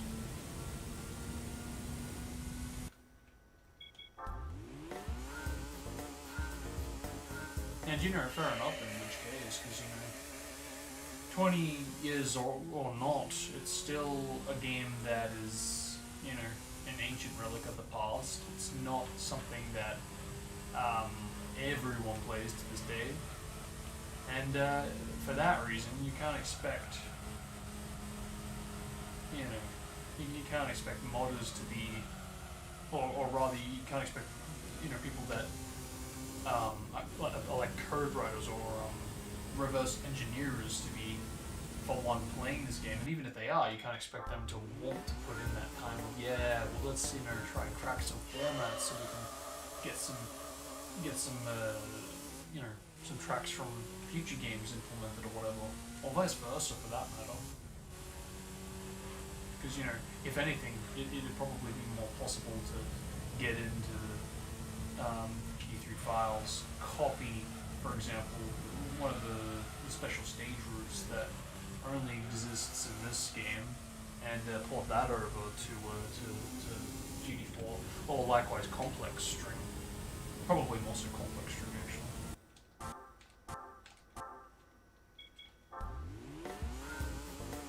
But whichever, anything that's specific to this game. Well, one thing that should definitely be achievable right now, at least I would think anyway, is basically just making a reverse, or a reversed version of Laguna Seca, because, you know, that basically, that was planned. You know, I recently discovered in the menu, if you look at the video, you can actually see a clip of the player in Laguna Seca, but they're going backwards. And this is a variation that does not exist in this game. I forget if it actually existed in GD2. I'm gonna have to double check on that. I don't think it did. But regardless, you know, it's part of the clips that is used in this game.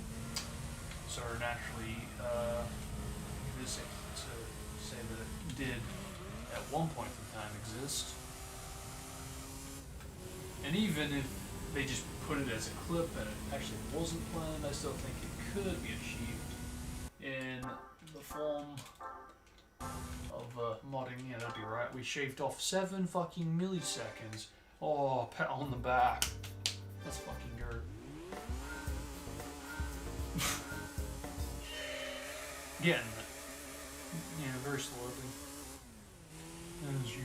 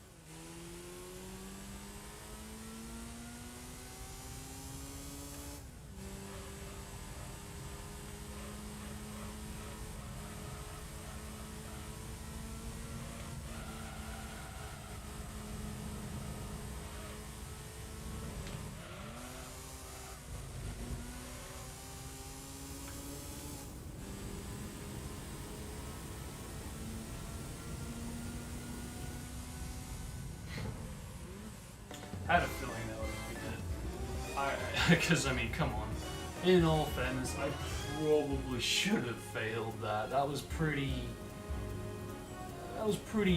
cutty of me. I thought for sure I was gonna fail, and the fact I didn't was like, oh shit, that probably is gonna work there. I actually want to see that. Yeah, that's fucking hilarious. I was not expecting that one bit.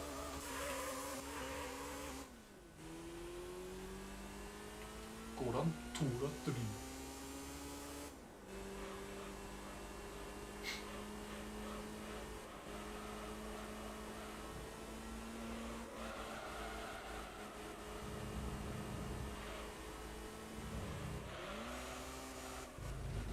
baby. How is that not a fail? Like if I was like one more pixel to the left, that could have, that probably would have been a failure. Because frickin' hell.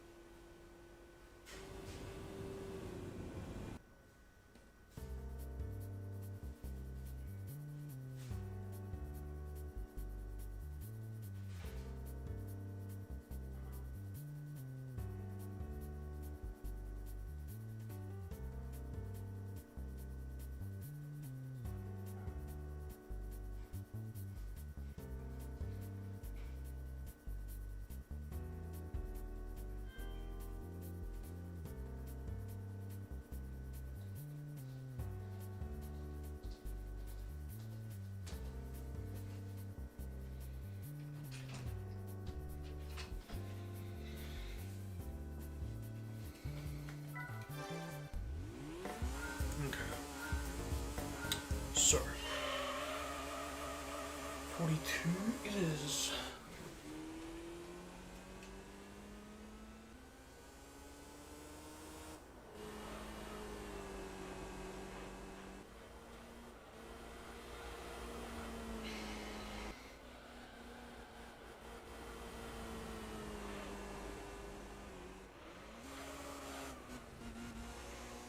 That's a shit perspective.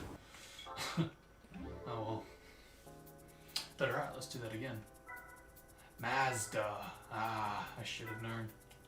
I can't believe it just completely, I completely forgot on that one.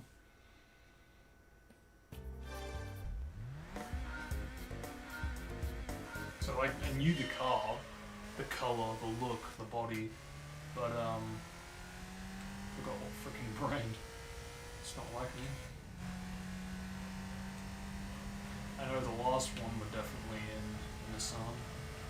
The red one at that.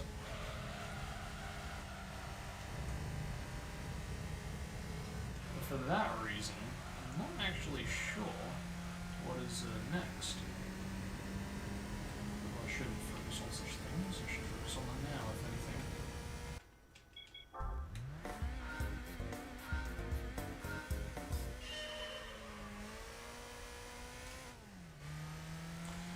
Although it looks like I might not actually take too long with this one. So that was a pretty good time, considering. It's still technically a failure.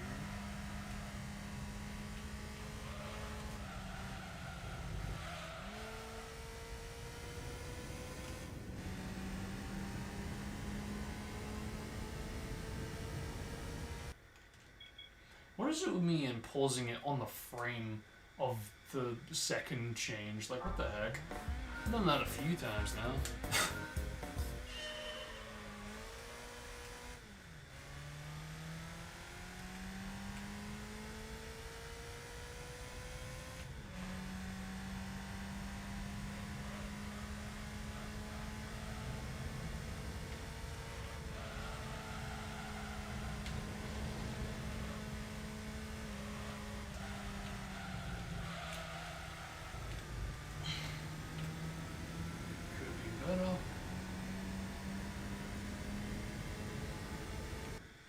Very big time, could have been better.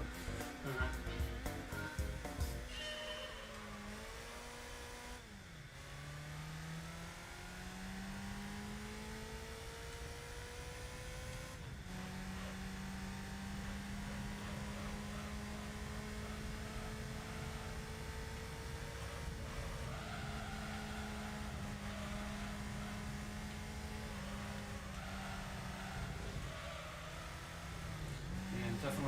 last corner is where I need to improve the most. It's one of those weird corners that you just either nail or not at all. Well, at least that's me.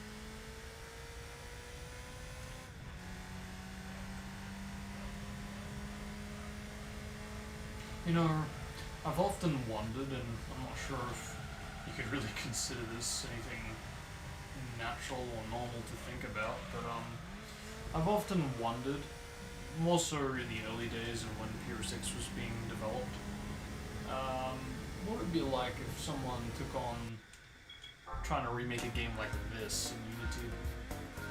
Just how far it could go, how much could it be achieved, and accurately at that.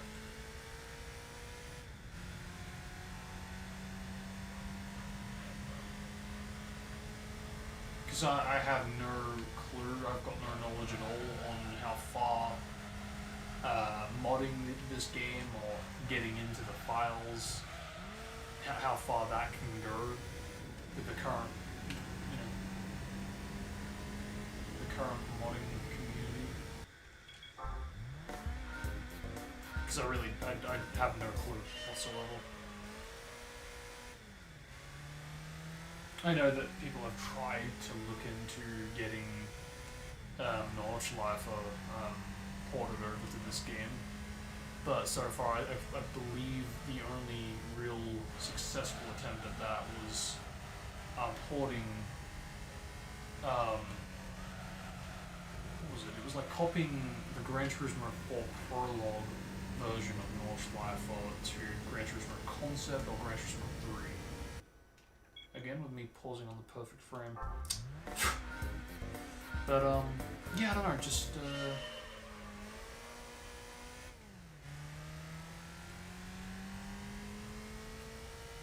it was something among those lines, though, with copying something from one game to the previous game. And I think the only reason that was achieved was because it was using the GT3 engine. So that tells me that right now they don't actually have the ability to convert a GT4 track to a GT3 track. Yes! Let's fucking go. Thank fuck for that. Just in time. This much is pretty much done here.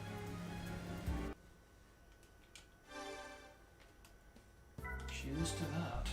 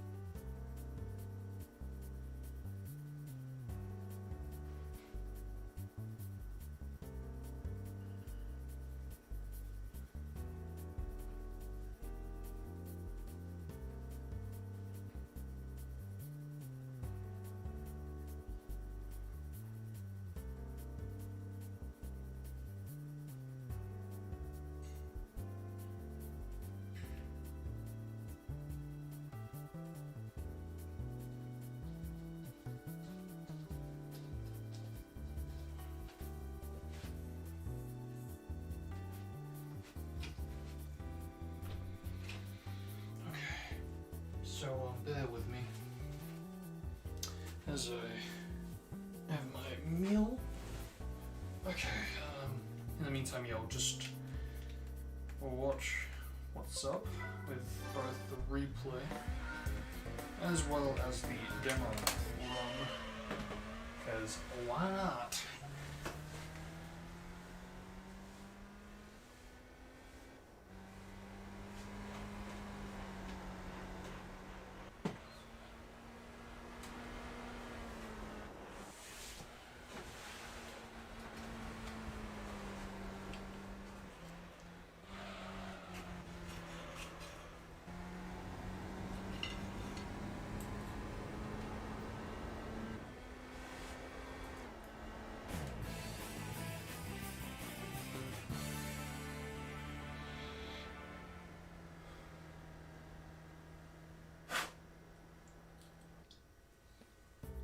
Damn, it's hot.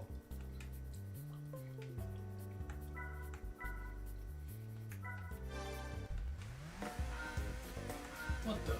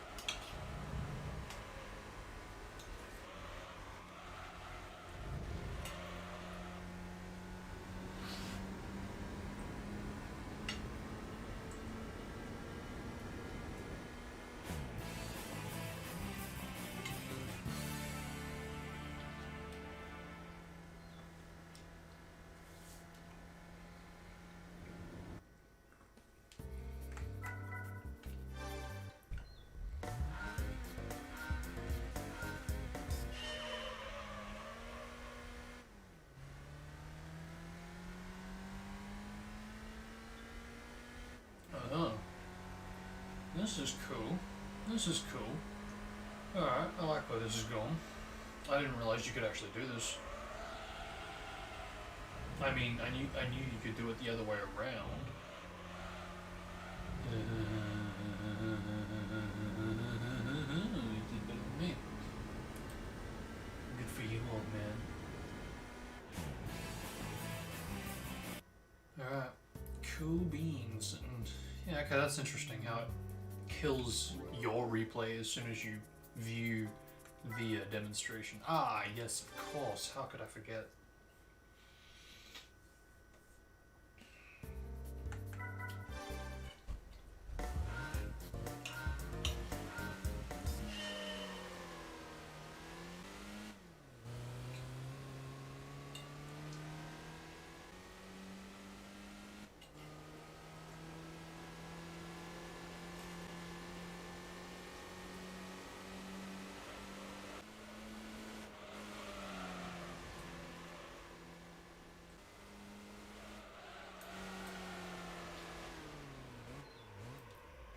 What the? What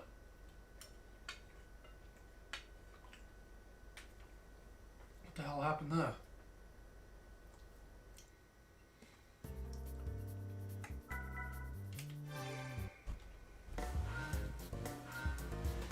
I guess it just kind of spiked out once, or maybe you can't emulate that just yet. Which is interesting in which case, because that means that inputs aren't actually as accurate to hardware. Because literally what these videos are, is, well, they're not even videos. They're just inputs that have been recorded. Wow. And the emulator is playing it back, but inaccurately.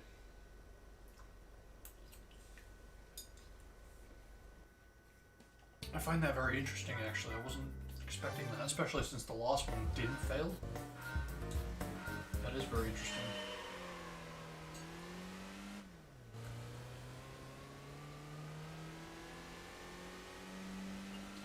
Yeah, like, you know, it's one thing if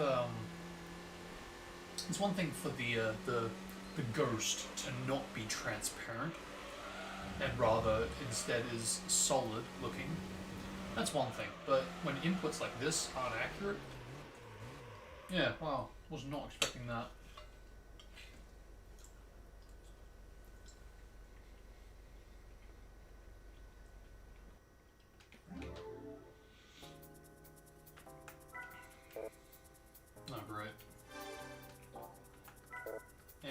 not even gonna let me in there, really.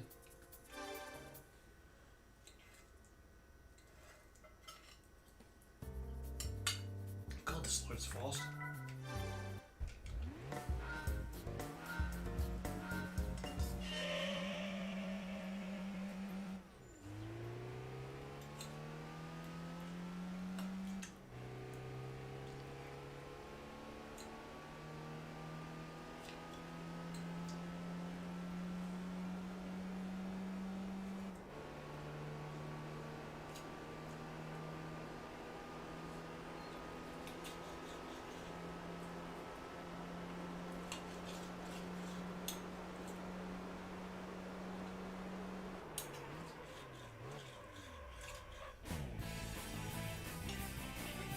Now, I can't actually hear.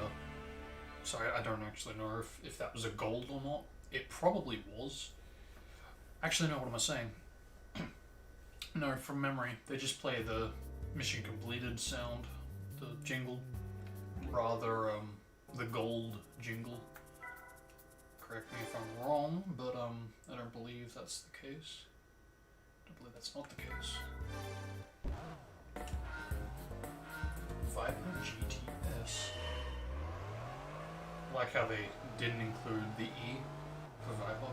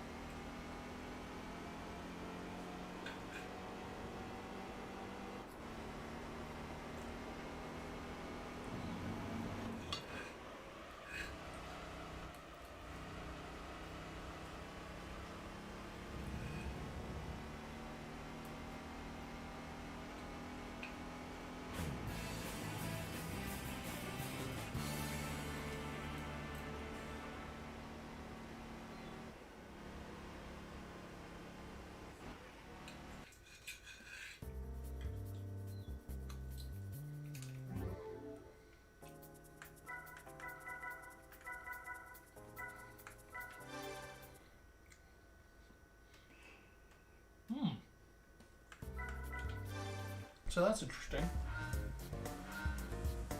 I just noticed now, in the menu, the S2000 was red, and you know, it pretty much always is accurate to what color the car is.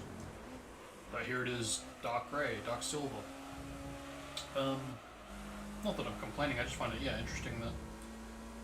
Because it's not like they have the default color in the menu and then it picks whatever when you get into gameplay. It's like, no, it actually is accurate to the specific, paint job or whatever.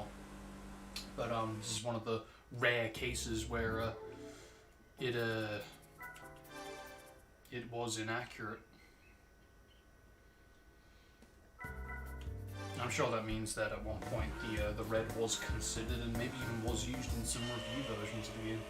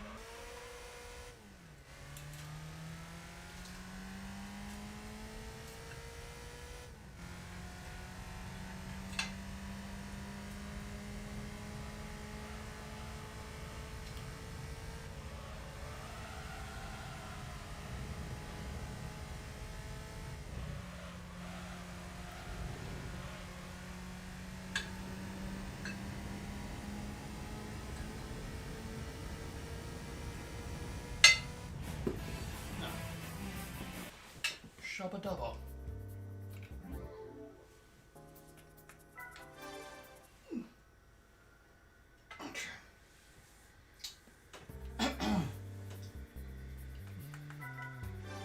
So, once more, for good measure. And, yeah, we jump back into the action.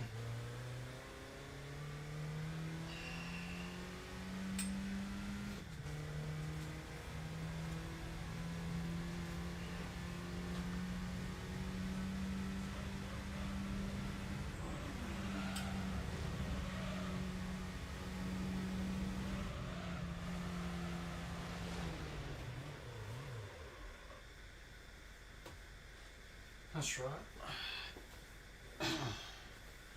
Yeah, okay. That is very interesting. I do find that. Yeah, very, very interesting that,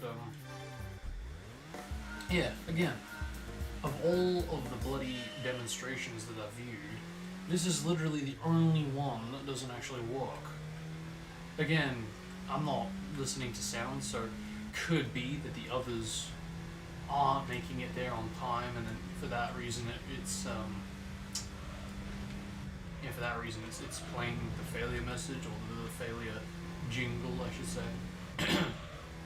I don't know. Again, I don't have sound.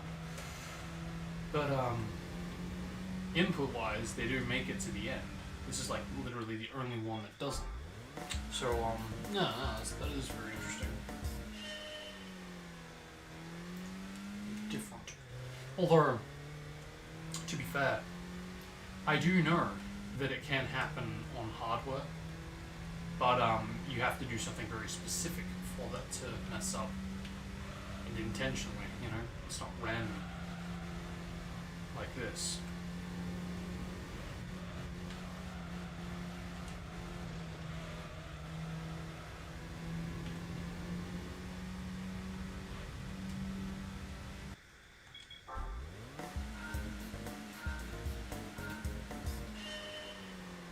So, okay, again, I'm going to try and get through this first class at the least, the bare minimum. And we should be able to do it. We definitely should be able to do it. You know, time-wise, what? Oh, well, almost out of time, actually. But I've got about an hour plus of I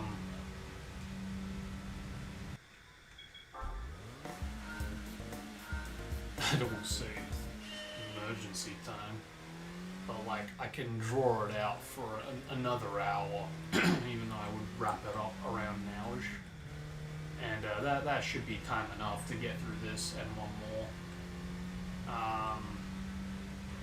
And I'll let you guys know. Yeah, I'll let you guys know when I'm out of time or whatever. But yeah, I think we should be fine. We should be able to get this done in an hour, and we should be able to get this get some R6 content happening.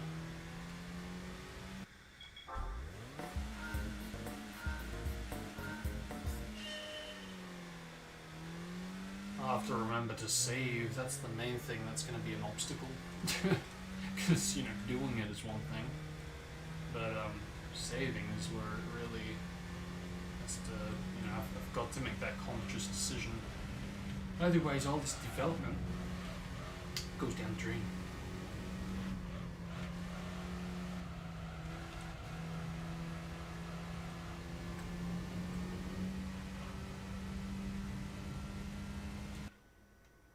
You know what? I think the sad thing about that is I actually could have made that if I turned. But, whatever. Too late. You stay no for next time.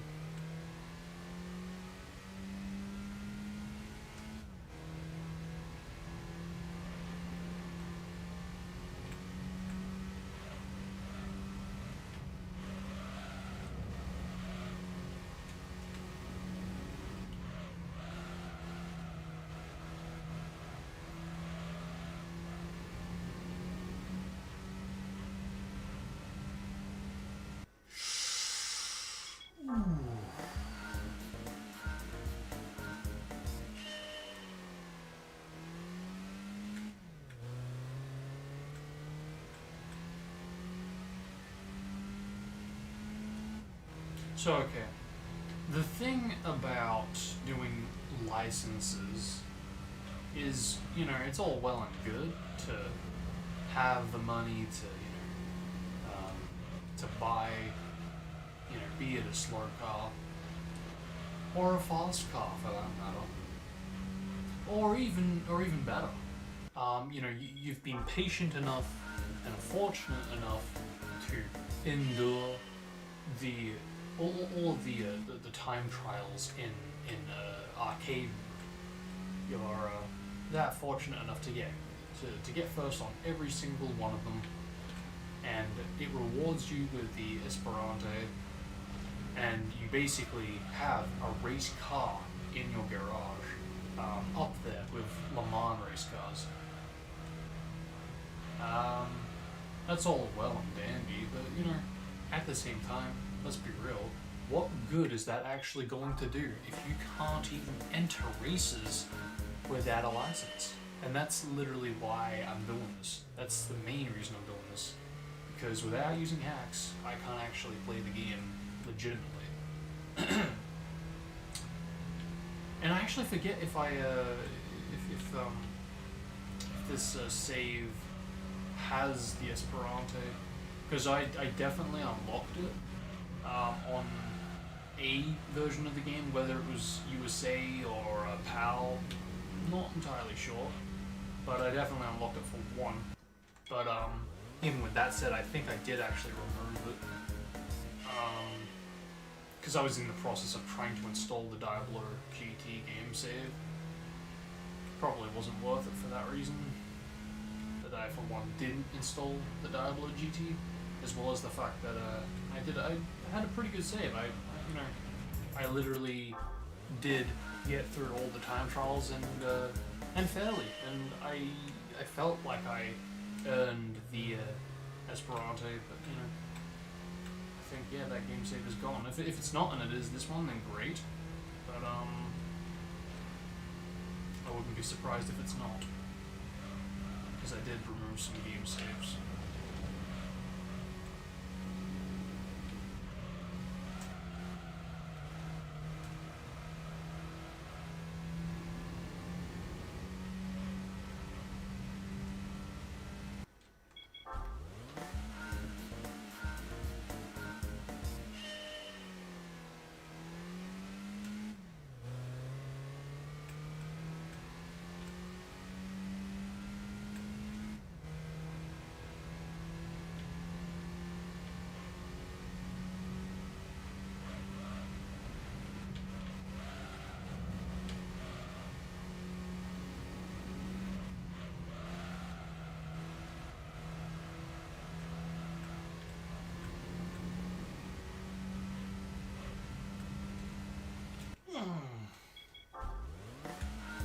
It's so close, and yet so far.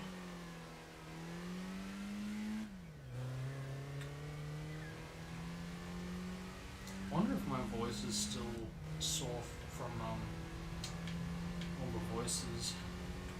Because I did a lot of voices in my town mission coverage, the unused town mission coverage in that video I did. Which, again, is still technically in development, not just on the side of video editing, but even recording. Because I just I want to do more. I've only covered Sonic. I still have yet to cover Shadow and Silver. I'm only like 15 town missions, into it compared to 58. Excuse me.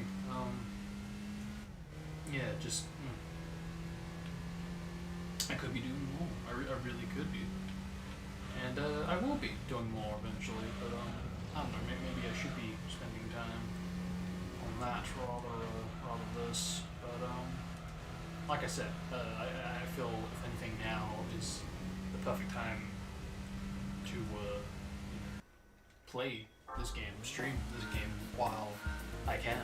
Because again, as soon as PR6 goes out, yeah, sure, I'll definitely try to get other videos out as well, but it will be pretty much constant development on the review, with me just trying to get the fucker out, because, you know, I don't want that to turn into another Demo 1 review where it doesn't go out for the next 2 releases or builds or whatever. Because I don't feel good, you know. It's exhausting, yes, but, you know, I don't want to feel like, oh crap, I've still got this stuff I want to get out, but can't get out for whatever reason. Because it's not. I don't consider it laziness, because, you know, if that were true, then I wouldn't be doing it. I would keep on postponing it.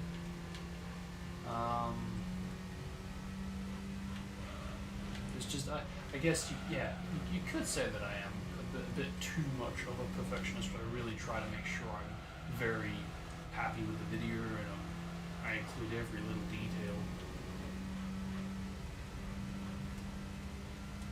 Damn.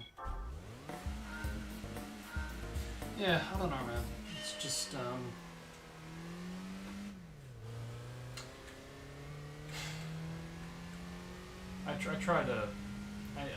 push myself through all of this for the hurts and the sakes of trying to please the viewer, I guess, and really try to also develop my skills, because, you know, it's good every once in a while just to take a break and just use your common knowledge on how to do video editing or audio editing. But, you know, every now and then it doesn't hurt to try to push those limits and really try to go beyond that. Really try to see what else can be done. What else can I achieve? What can I push myself to achieve? And again, maybe I am a bit too much of a perfectionist in that regard. I just constantly trying to achieve something new and something more and something bigger, something that takes a bit too much time for a schedule that I've got, or for a schedule that I try to follow.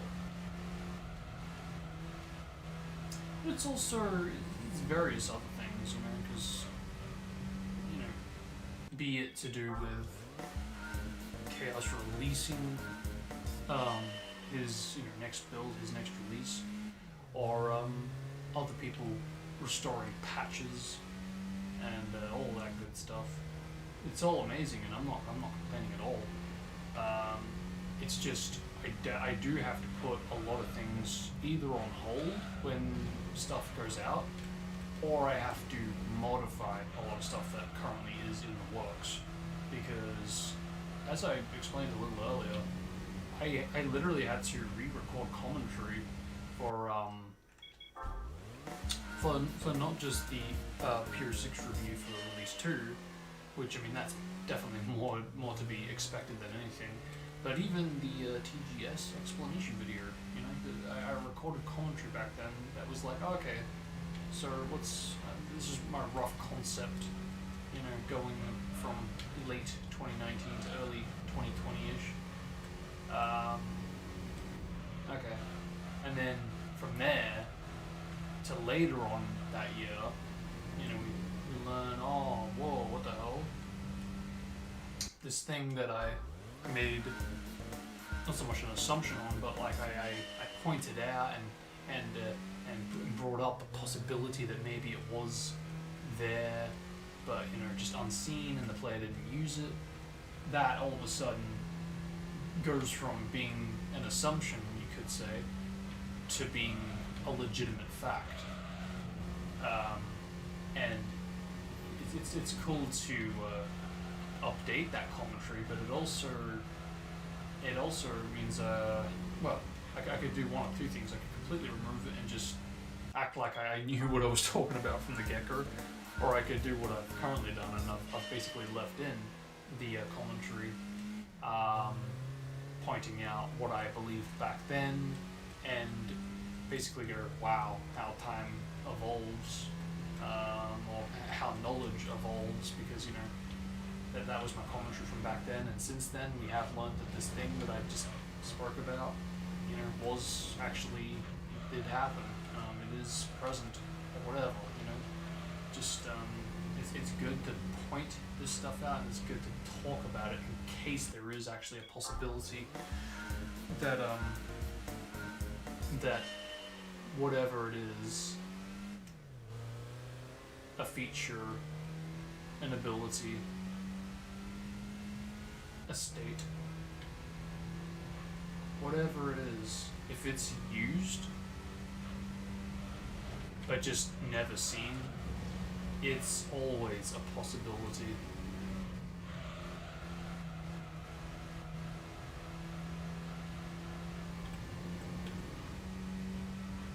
That was present.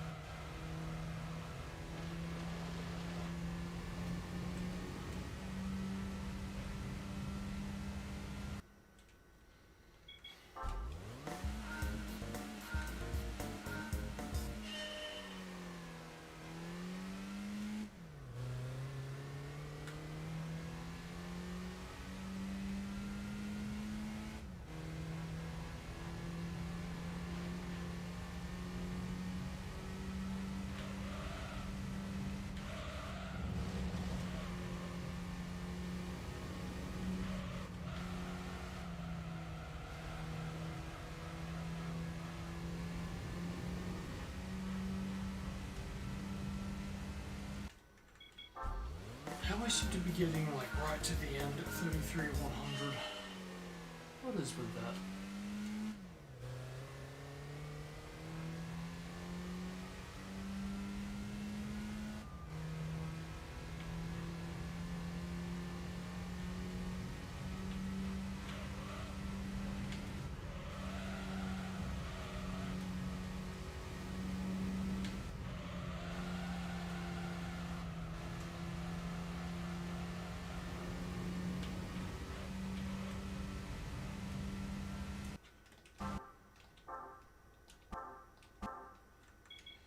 Yeah, again, it definitely is a tough cookie to crack.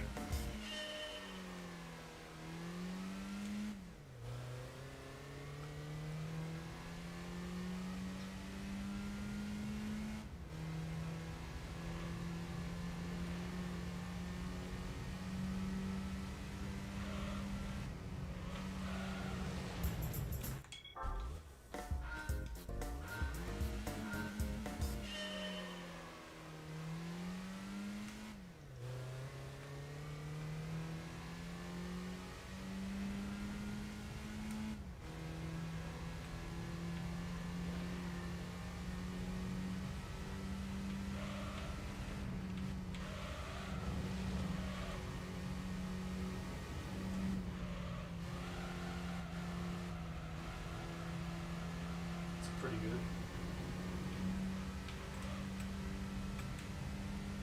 Yes! Holy shit. Only just. I was gonna say, yeah, that last corner or two was pretty good. Or rather, better than any of the previous attempts.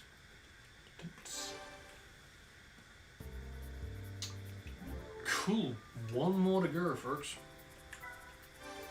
One freaking more to go. And how are we going for time? We've only gone through a quarter of the hour. Alright. This is a tough cookie, admittedly. It's probably the most difficult. Because, it is the last license of this class, and naturally, being the last license of the class, it makes sense why it's going to be the most difficult.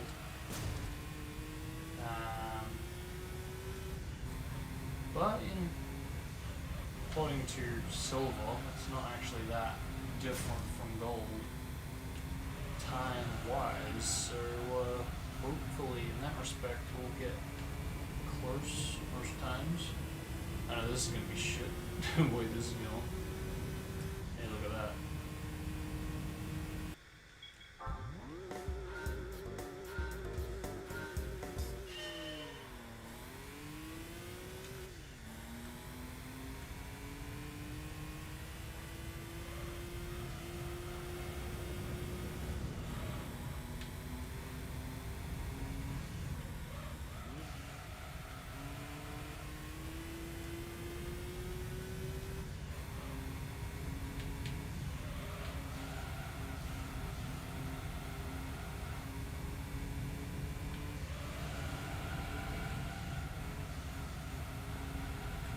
Not fair.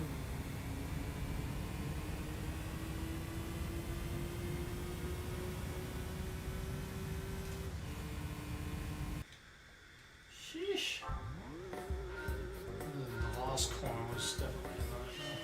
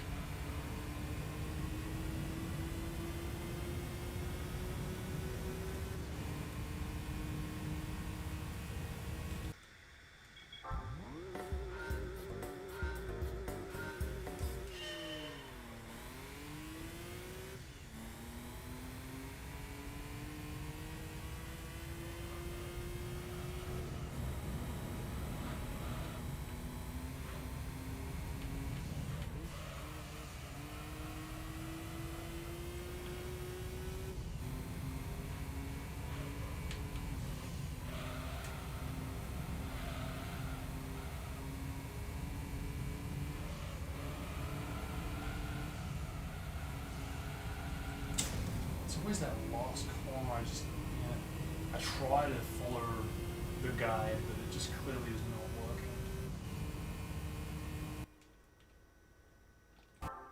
Wow, not even gold. Sorry, not even silver. Yeah, okay.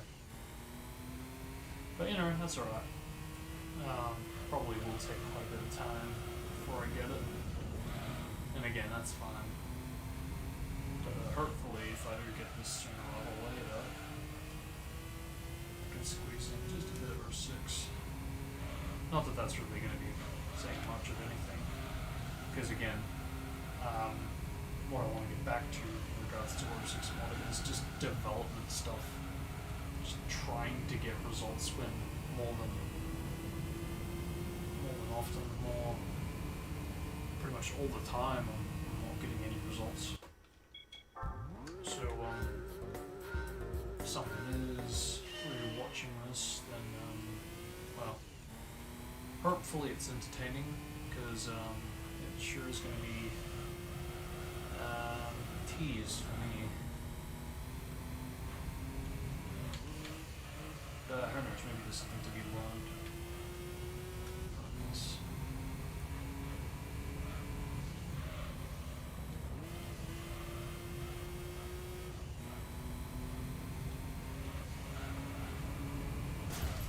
Oh, fuck.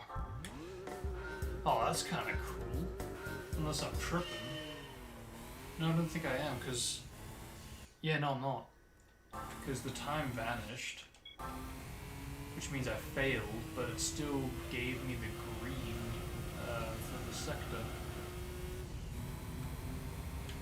Again, there's stuff to maybe be learned from this.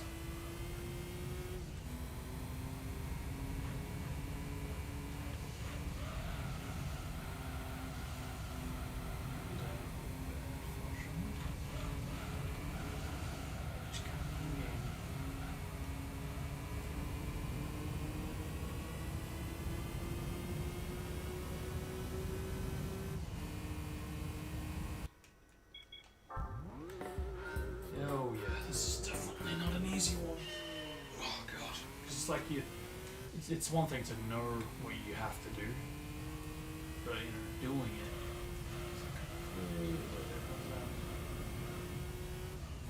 But I mean, it's like that for pretty much anything, for both like modding to anything physical. Be doing this in, be doing this in real life, to just trying to work out, do a kata.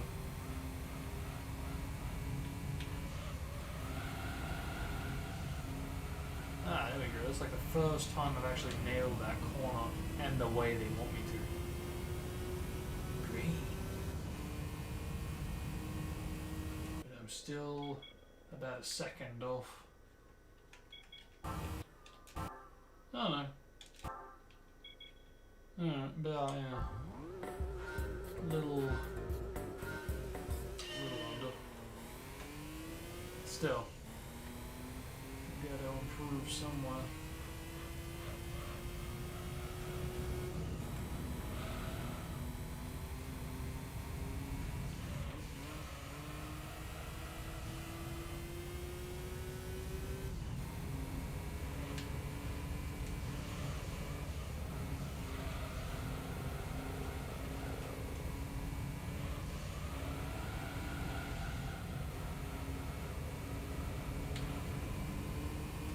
It was okay. Still, be interesting to see the time. Ooh, I think that was about the best one I've done so far. Only 400 off. Under half a second. Ish. Alright. Alright.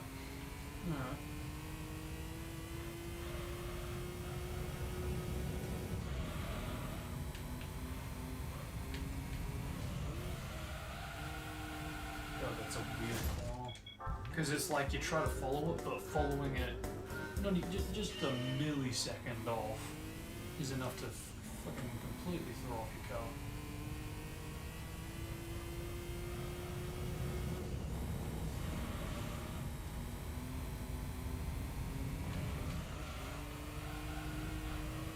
Like, I feel like I took that corner slow AF to the point that I just feel like I'm going slower than the time I should be getting, slower than the speed I should be going, slower on the faster. That said though, that was a pretty sweet setup all around. Yeah, I was gonna say, that has to be faster. Alright, not bad, not too shabby. About, actually was that 100? Okay, so I'm still 300 off, but I am improving, so that's cool.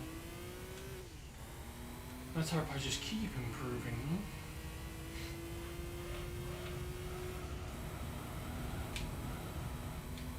At this point, I am trying to follow the line, but I'm also trying to approach this as if I were just casually doing it and casually trying to get a fast time.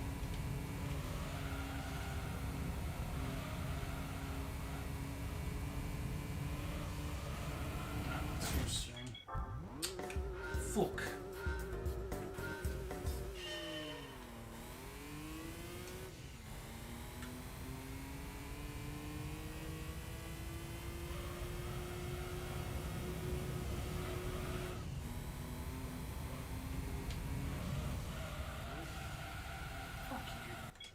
I guess, like, fuck me. I just do one little frame where I'm doing something different, or I don't know. Just yeah, it creates so many different outcomes, which is of course realistic, but jeez.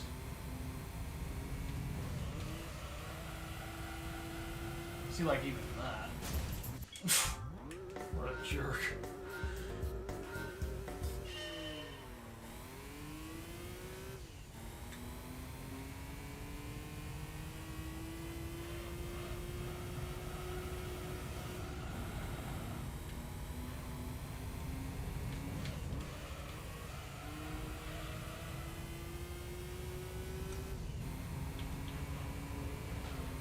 Really?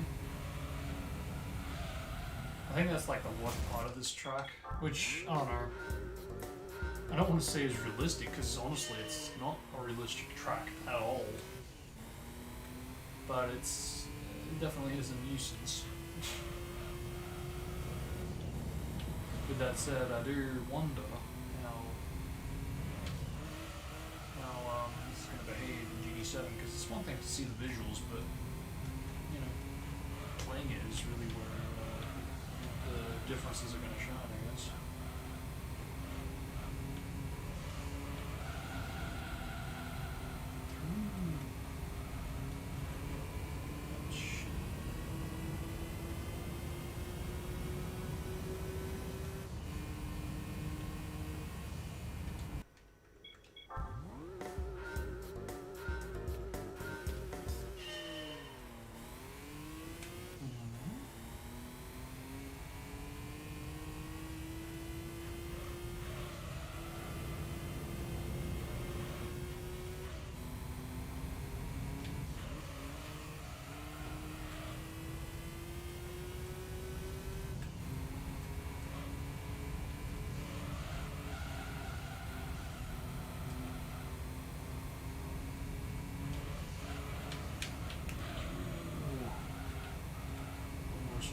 Just was, I don't even know what that was. That was interesting. Fuck, I thought it was better.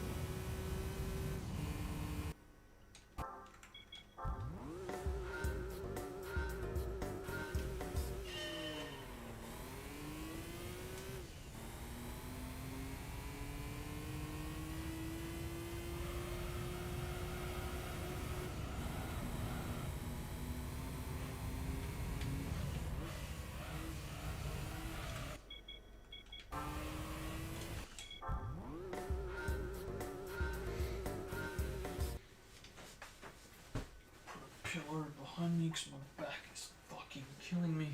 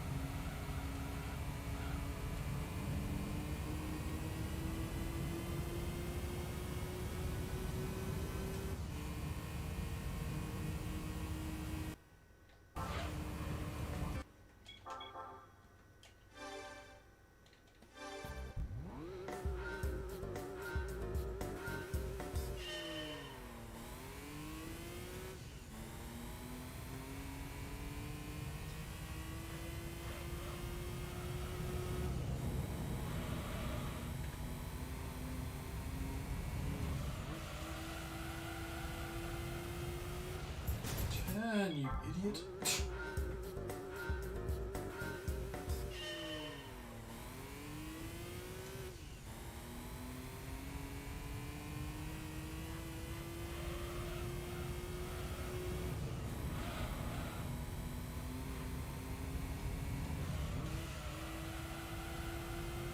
Why can't I turn there? I just, no matter how many times I do it, just can't seem to follow the line.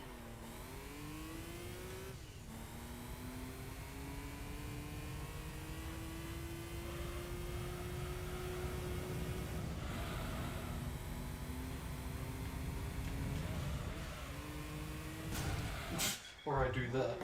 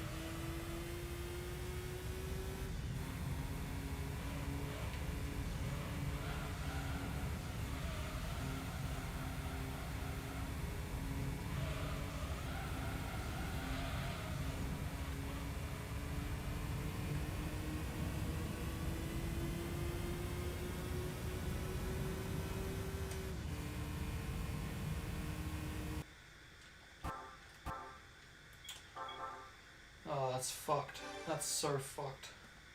That was actually gonna be a good time, but I totally fucked it by capping, timing out the gear. I could see it go down through. I totally fucked that up. It's almost like I'm subconsciously punishing myself. Funny about that.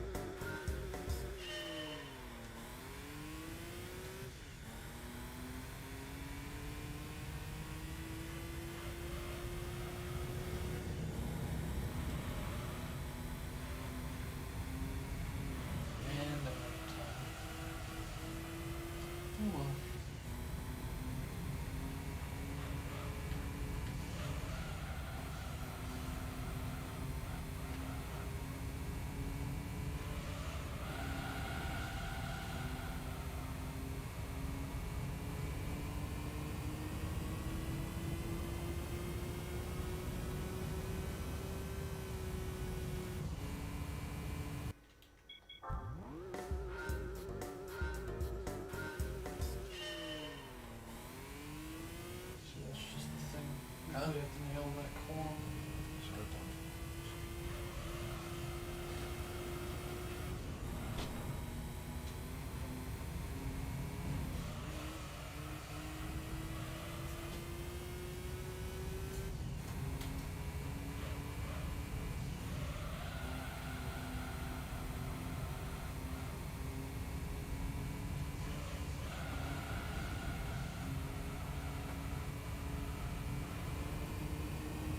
Roughly gauge before.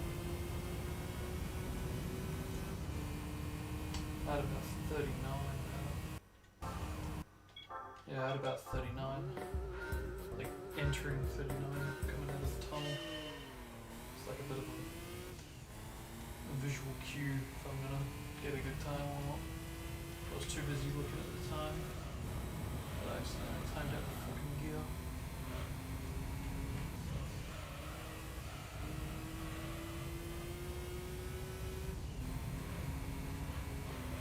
Really? God damn it, the sensitivity of steering is too much sometimes.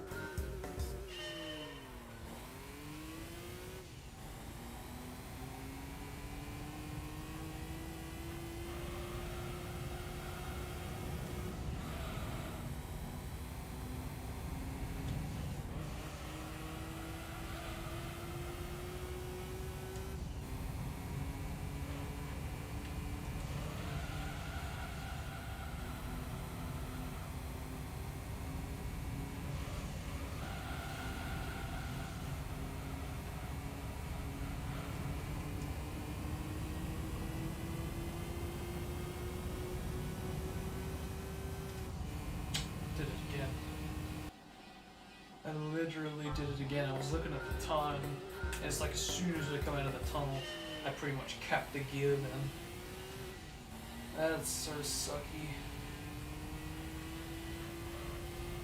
So what on earth I'm gonna get a good time? I guess I ought to be patient, more patient at that.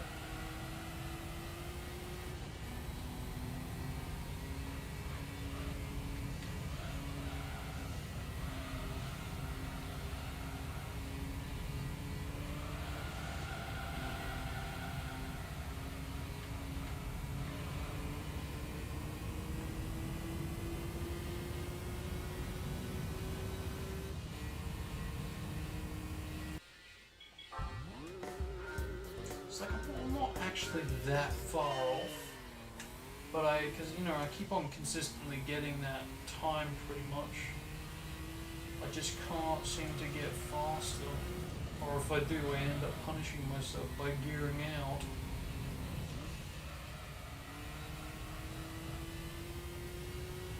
And the problem is you have to really push the fucking limits every corner, but every time I try that, I almost certainly fail.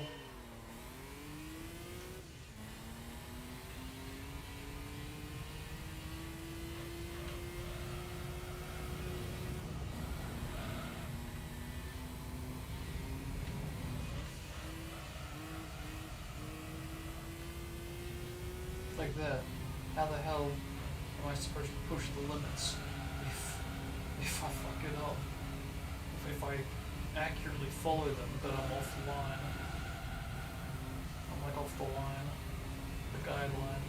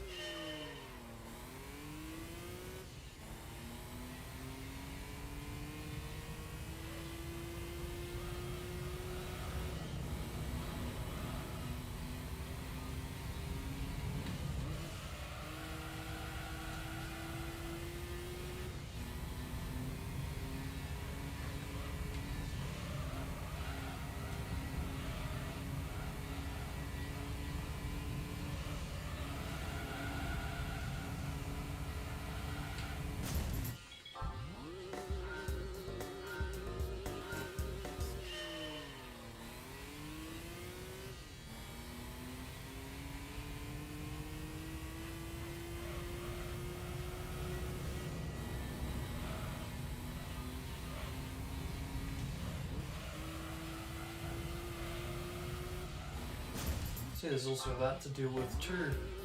Air fucking dynamics. Hitting the ripple strip is air enough for you to mess your cornering up, unfortunately.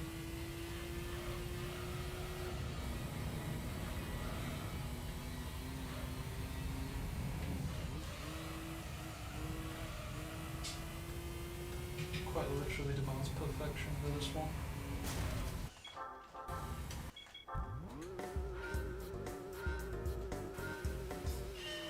Hopefully this will be one of those freaky ones where I just fluke it and shave off 200 plus mil when I do it, if I do it, when I do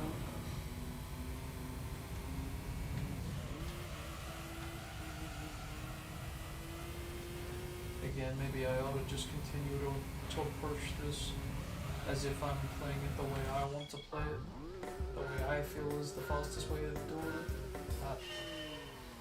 Because there are alternate ways and routes and strats you can use to get a fast time, fast enough to meet the conditions to get gold.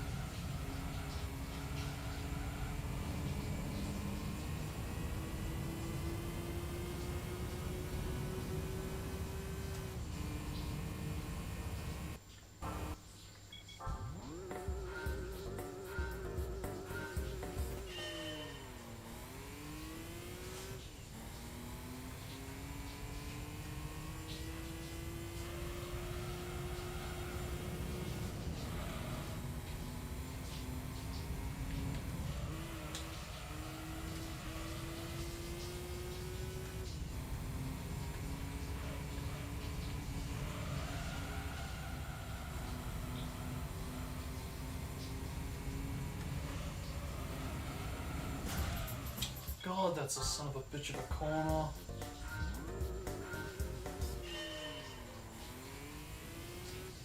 God, it's like talking to self.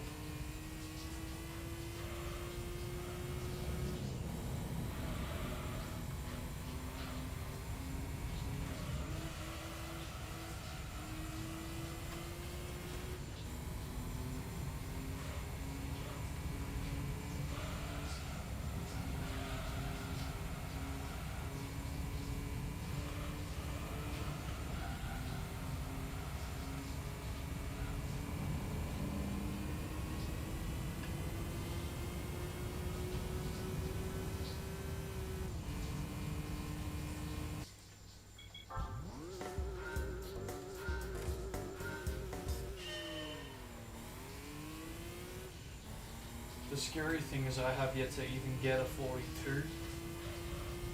And when I do, I've still got to shave off 200 mil.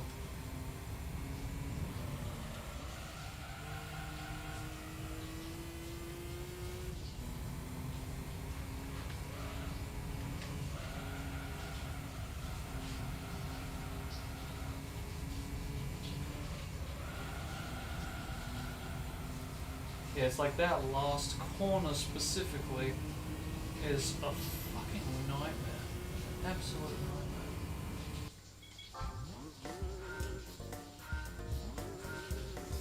It's like one of those pixel perfect corners you just have to always get wrong until you get it right that one time.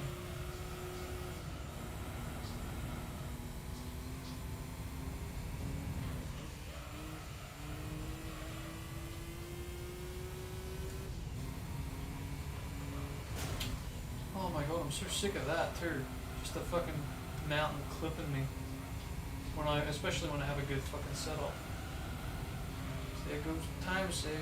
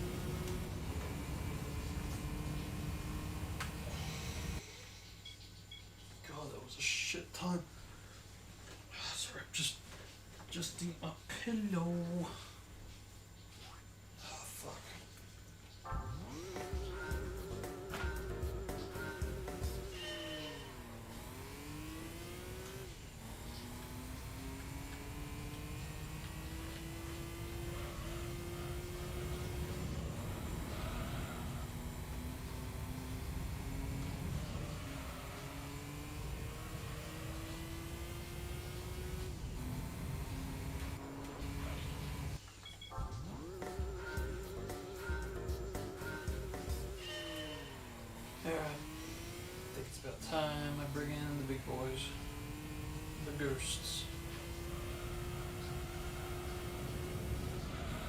Already pulling away.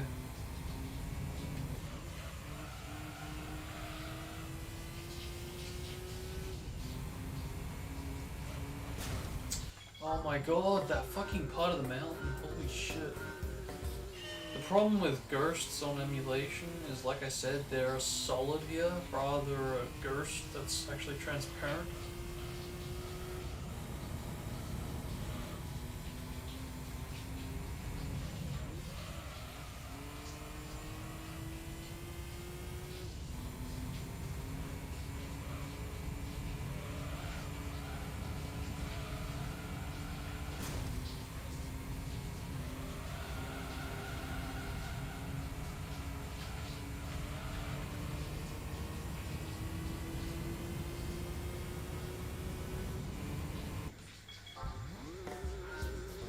But at least this is a pretty good visual cue, or just a good visual in general, just to get an idea if I'm doing shit or not. Where I'm doing shit, when and if I'm doing shit.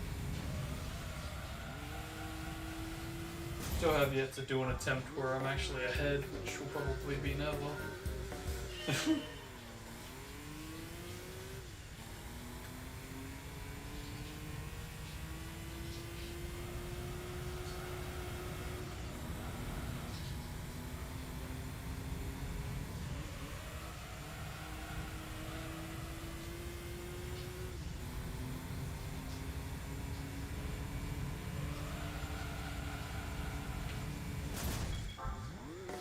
Yeah, like seriously, I don't know how I did it, but I just did it. I just did one of those kind of attempts that can't be replicated somehow. It doesn't matter if I try to follow it or whatever, just can't seem to produce that result. But I can try to produce an even better result, I suppose.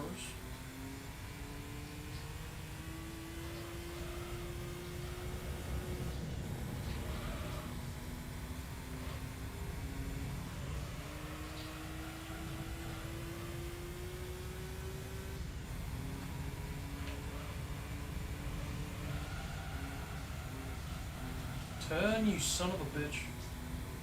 Fuck you. Fuck you.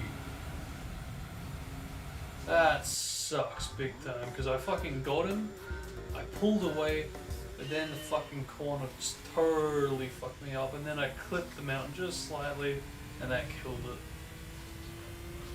That was the iceberg that sunk the Titanic.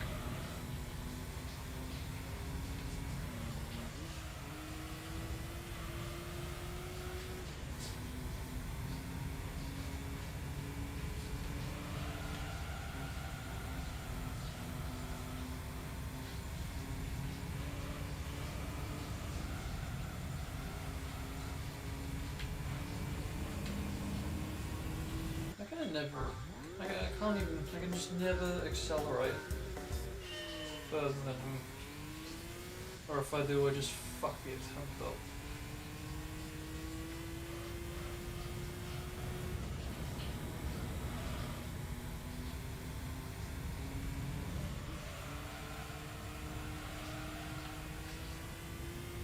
Fucking nervous still.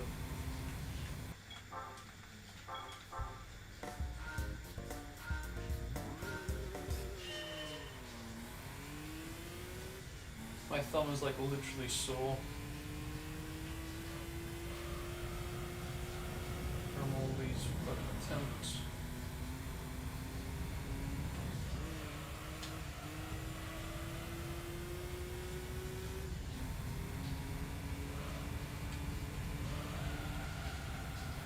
Again, what the fuck was that? Oh my god, I keep fucking killing good attempts on that last son of a bitch of a corner. Oh. Okay. At least I kind of know where I can improve upon there, and where potentially that might be the lead I need to getting this son of a bitch.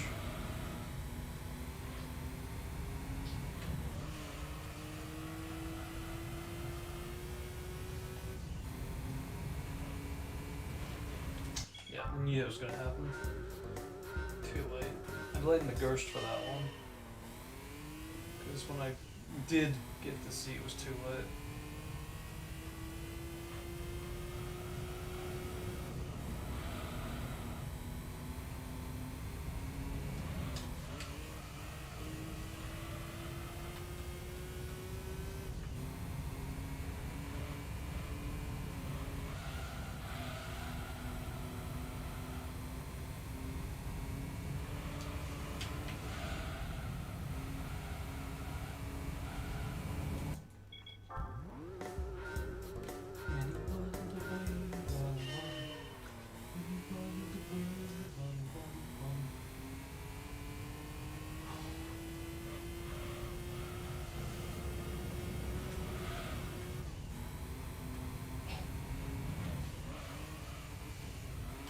I hate that corner.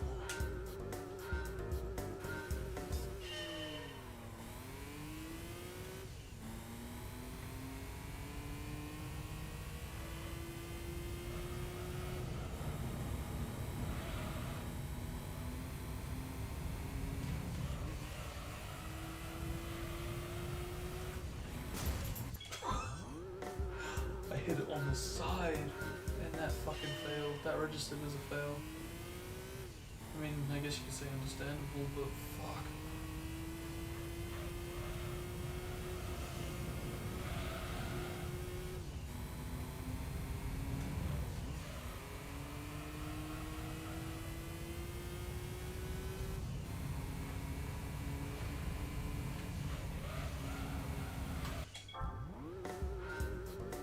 I'm really sick of clipping the collision.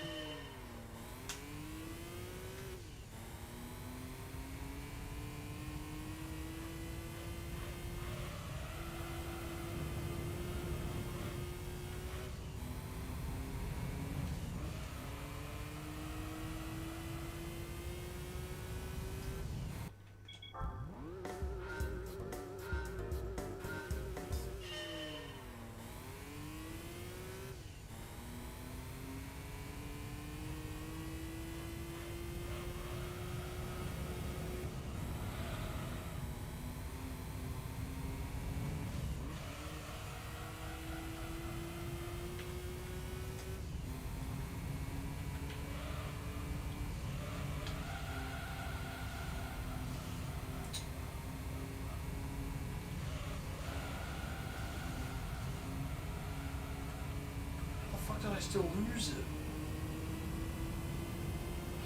Fuck's sake.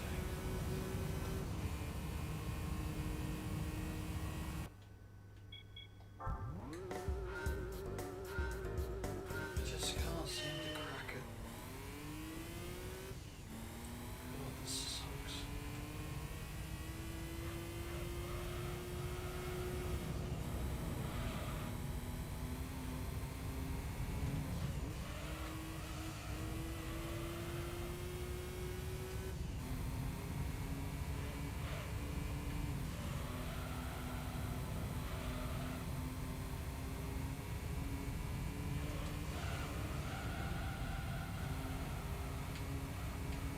I still fucking lost it. What the fuck?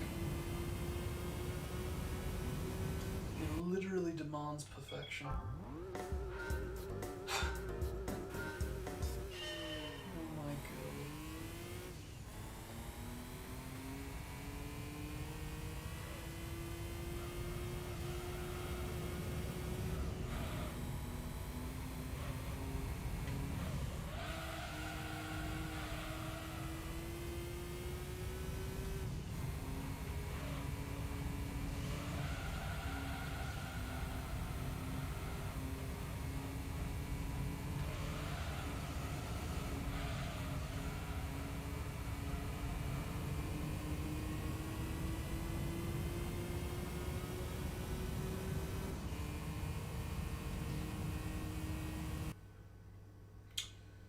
Well. Yeah, I really did cap the gear. I can actually see myself slow down. Very interesting.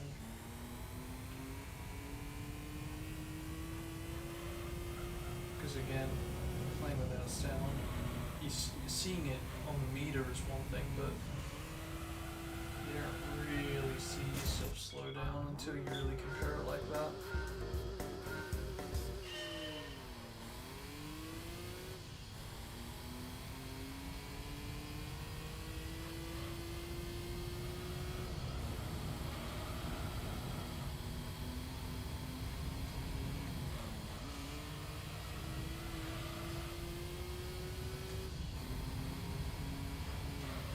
Fuck you! Always that one part of the mountain that always kills any chances of me getting some acceleration every fucking time.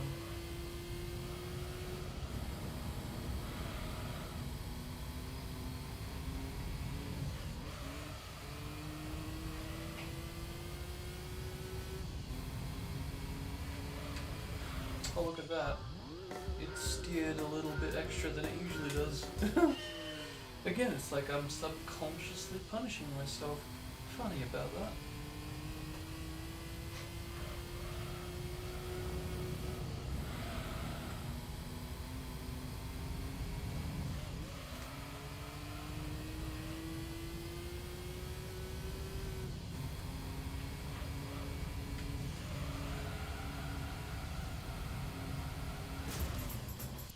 Fucking hell.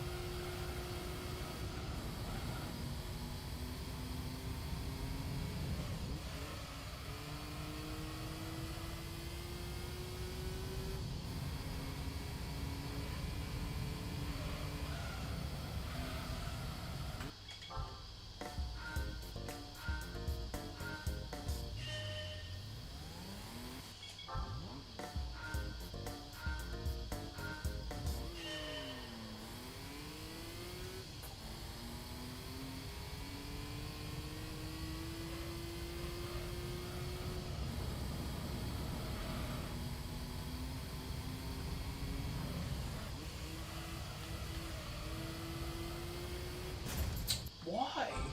Every time I get a good attempt, I always seem to fuck a corner up. I don't know if it's pressure, or I really am subconsciously torturing myself.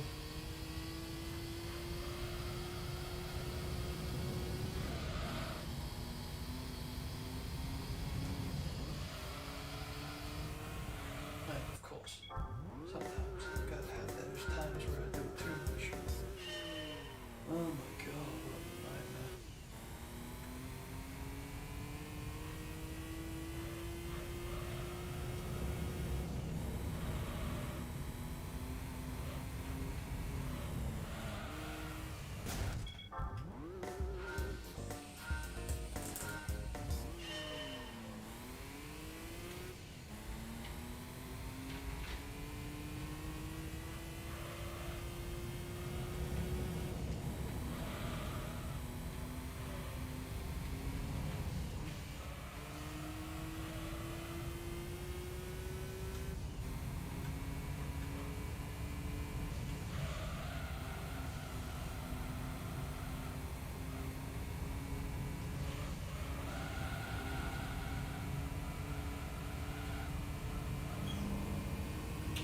Fuck me.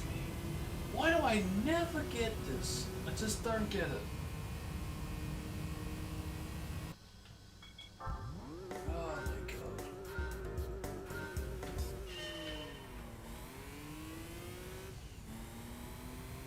Doesn't matter how many times I do it.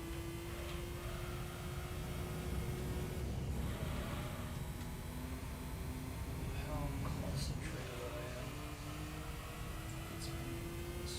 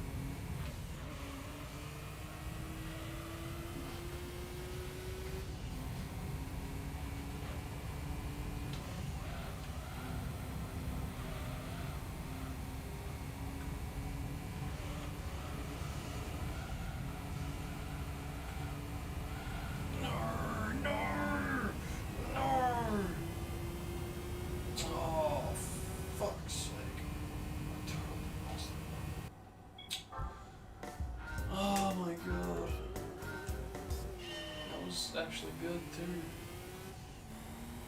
mean, if I didn't bump it, if I did the corner a bit better, who knows.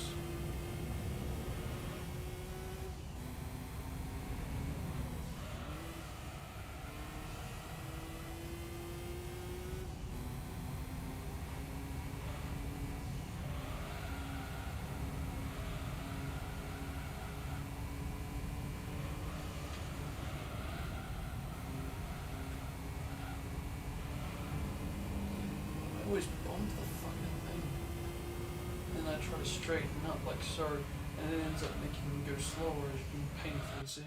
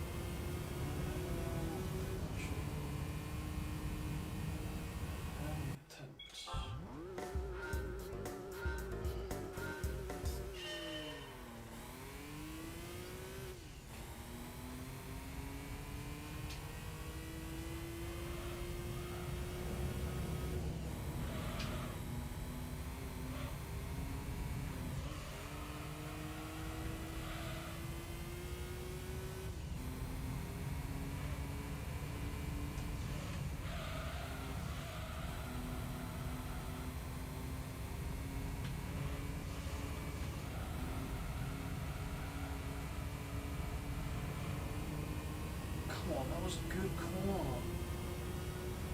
And I still ended up slower. What the fuck? Oh my god, I don't feel like I'm getting anywhere. That's the sad thing.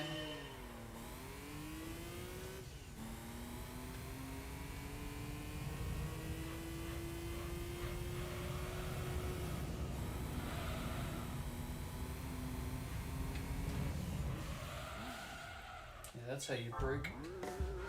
Without even turning, you still turn.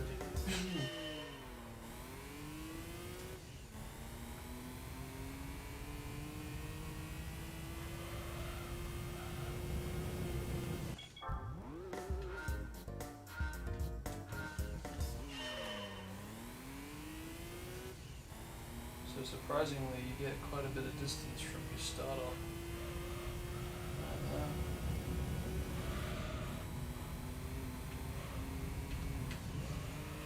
Which might actually be the key that I've been looking for. Fuck you! See again, what is with that? I get such a distance, only for that to like be lost in seconds with just one corner.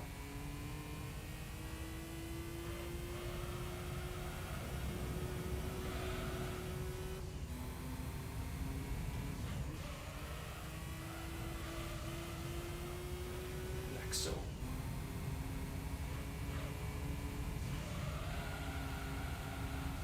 why can't I get this corner no matter how fucking accurate I go to the line? Jeez, this is just getting frustrating, man. It's not even fair. I don't know, it's just fucking unbearable. It's like he literally demands perfection. Man, I really ought to check out some streamers on their attempts on this, how long it took them.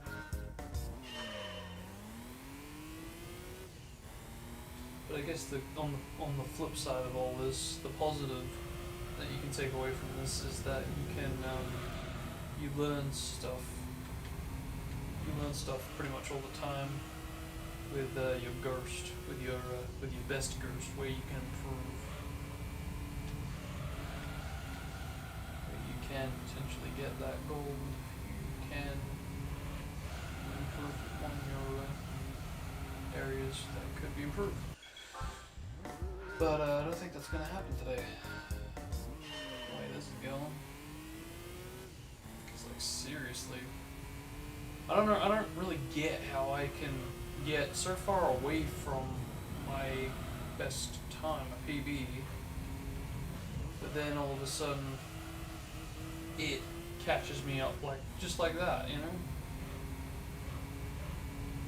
It's like, fucking hell, I wasn't that good.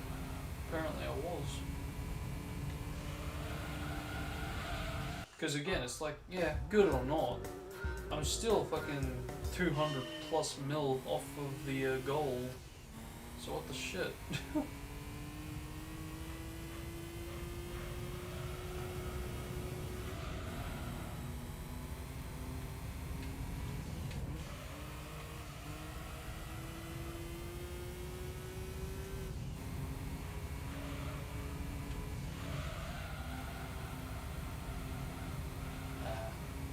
That's the trick. At least I think that's the trick. And if that is the trick, then that means that the fucking guideline is more inaccurate than I thought.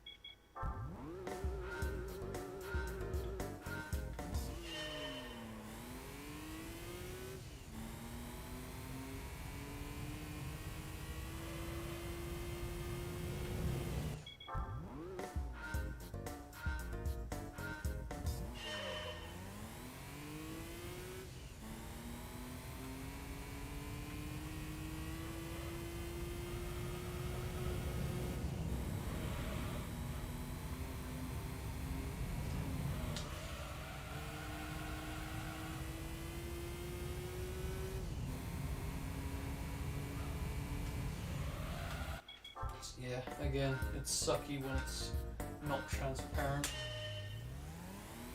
But oh well.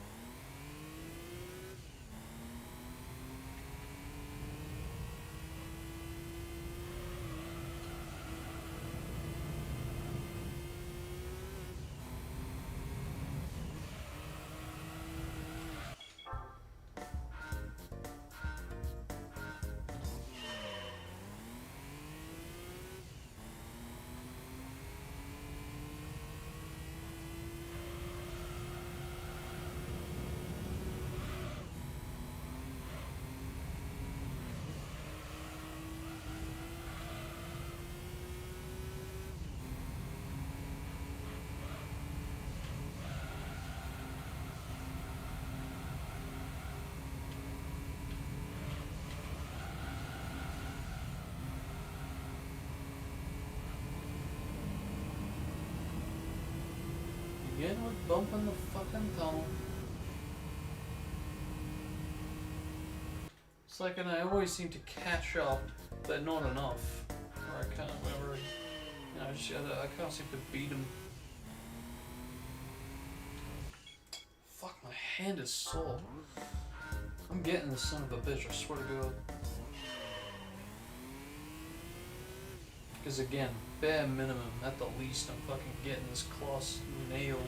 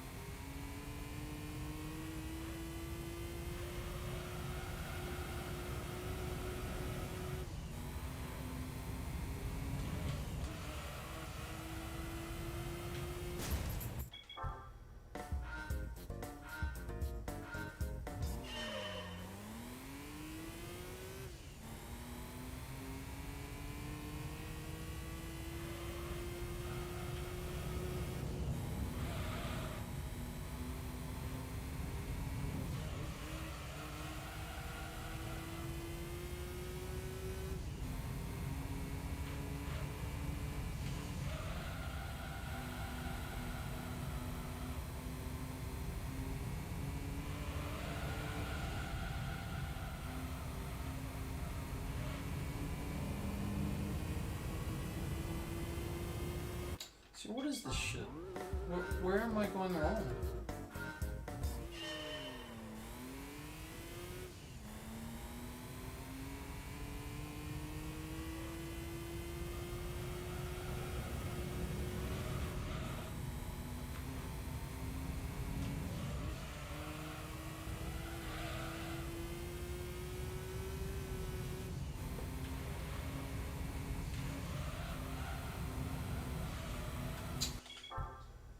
Again with the fucking gear cap.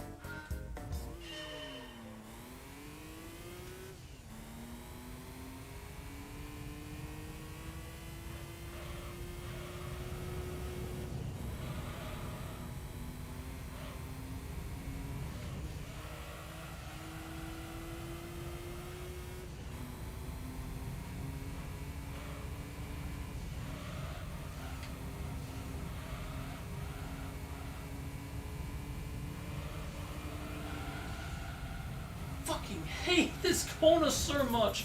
I can't express how bad I fucking hate that corner. No matter how many fucking times I do it,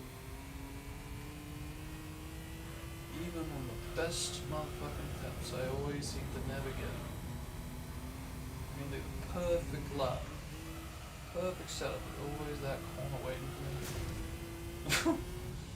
Every time.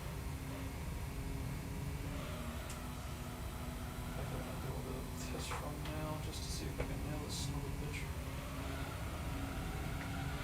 See, I can do it now, but never when I get a good lap. It's always the way. Always testing, never actually practicing.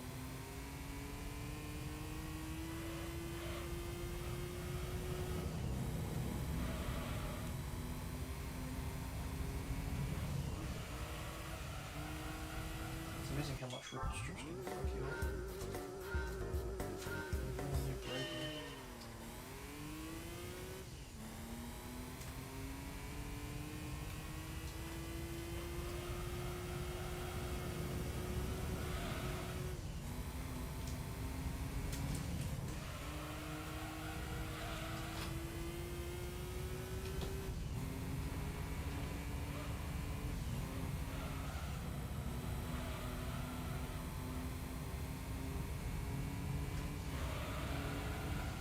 It's like because it's not aerodynamics, but I think it's to do with the downforce, because I think as you kind of go over that semi-sloped hill, that really just fucks with your turning completely. Because it really just does not fucking matter what I do, how I do.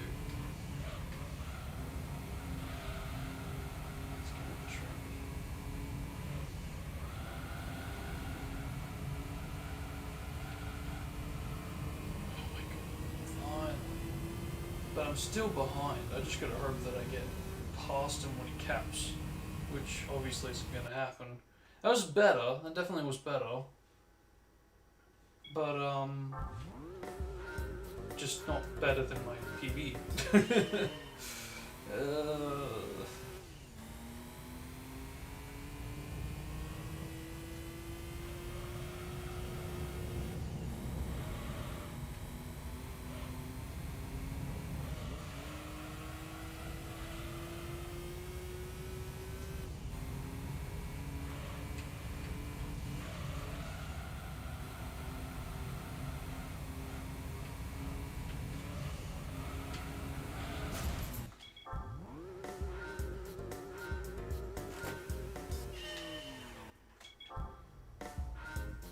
I need to get a good attempt with this rev thing, because this clearly can be useful and clearly can push me further than my PB, like so.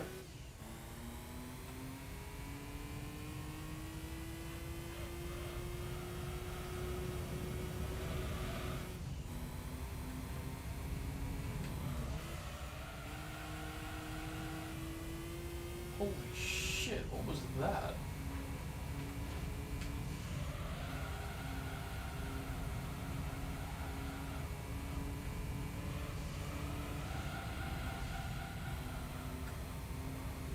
Oh my god, every fucking time. Again, that last corner, every time. Woo!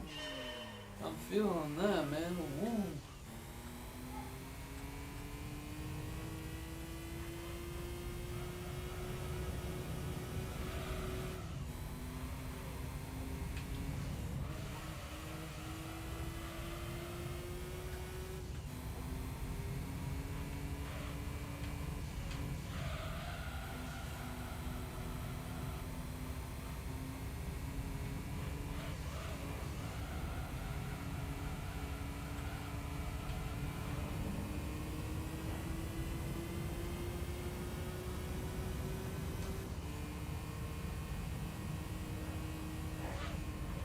Oh, you motherfucker!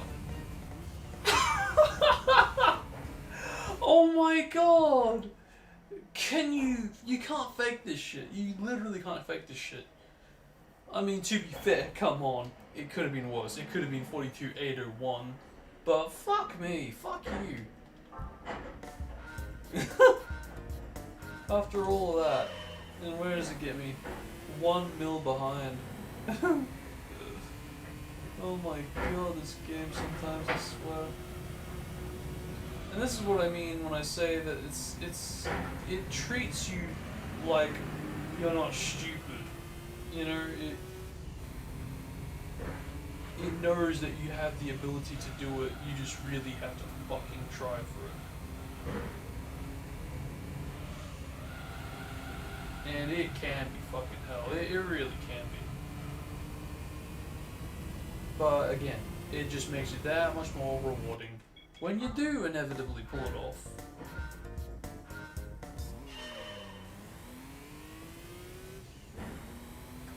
Unless, of course, you're someone that just wants to move on, spin on, and you're okay with silver or bronze even.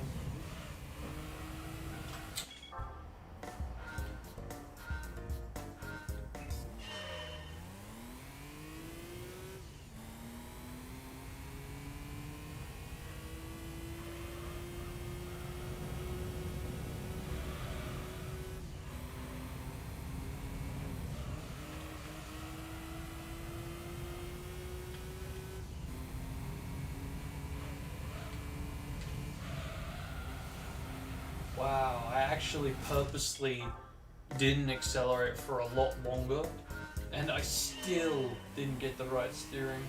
I'm clearly doing something wrong, because my timing's not off, because I'm adapting it, and I'm still fucking up.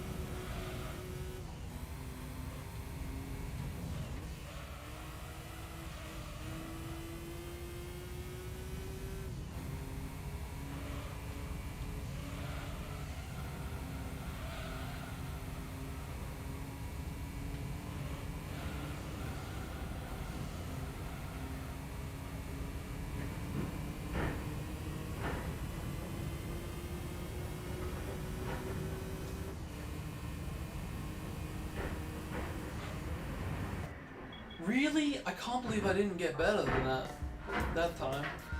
I mean, that was worse, to be fair, compared to the time I got 1 mil under. Fuck shit.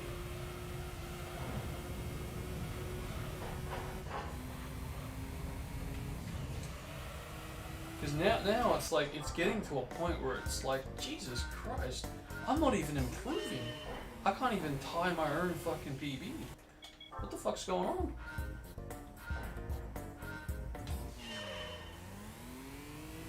I mean, I would like to think that once I do beat the PB, I'm just gonna kind of fluke it and get gold, but that's unlikely.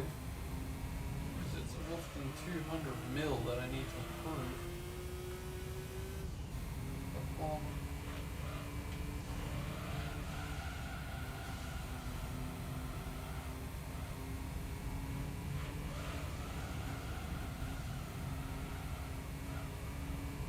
What the fuck am I doing wrong with that corner?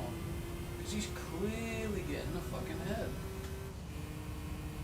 And even when I cap, I still can't seem to get ahead. So even the cap isn't actually as bad as I thought.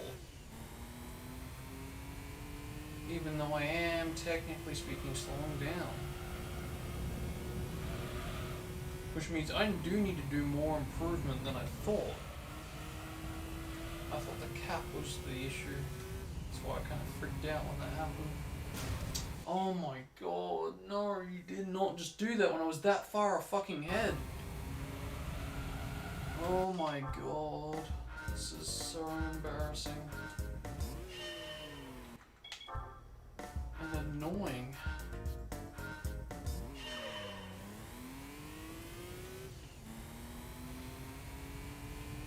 Because I'm certain that I have done this in the past.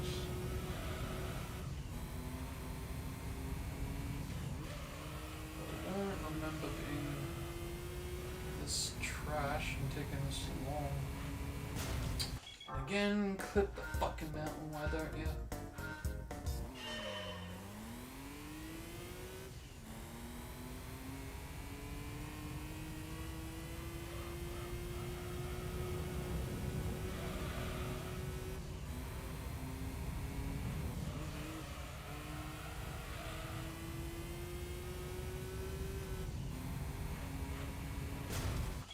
Yeah, I think I kept the gear that time. Again, the joys of not playing with audio.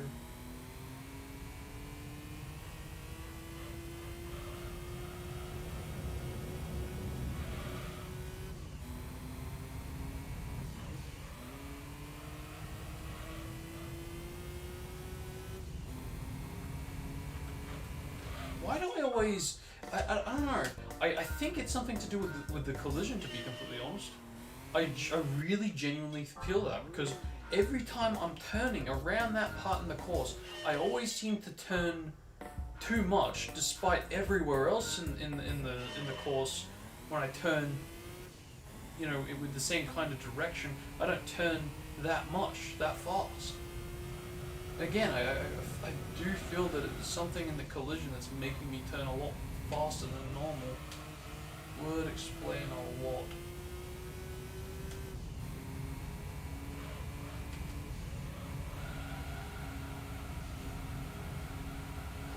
Oh my god, the fucking clips. Holy shit, man.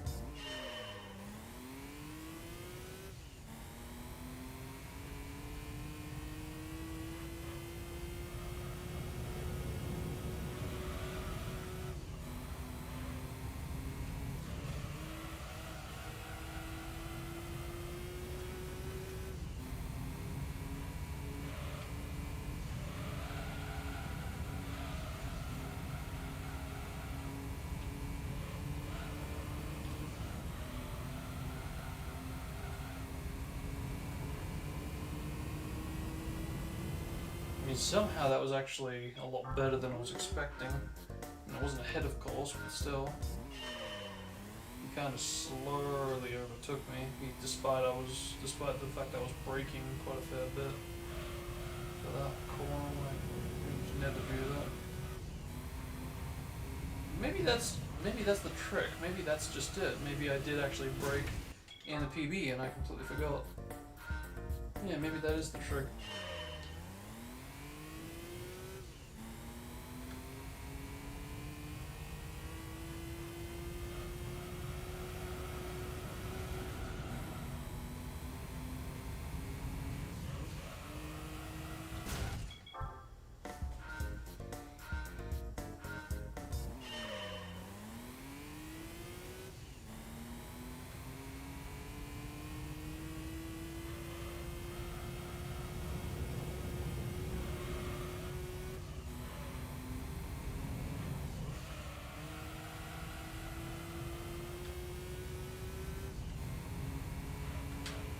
Yeah, definitely something in the collision there.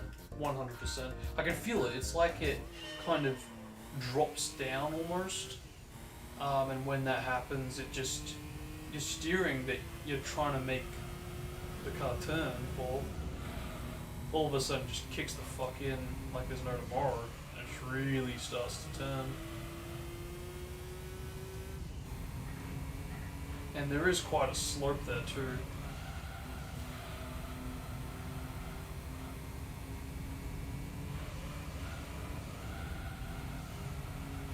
Okay, that's better. That's better. That's more like it. Ah, finally, at least I get in the 42s. Fuck yeah. Okay, now we're getting somewhere. Oh, alright. Still got a fair bit of time to, you know, cut out. But still, at least now this Gerst will be a bit more of a challenge. And I can see where I'm going wrong.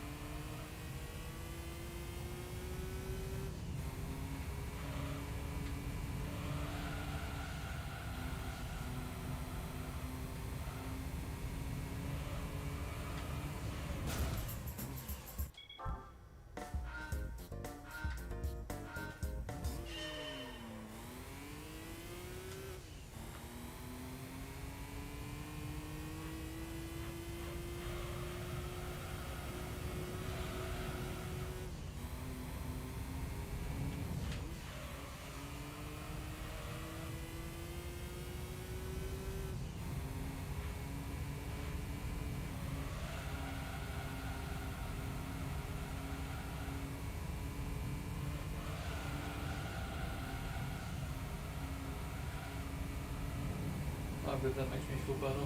A few times that I actually feel good when the bloody ghost is in front.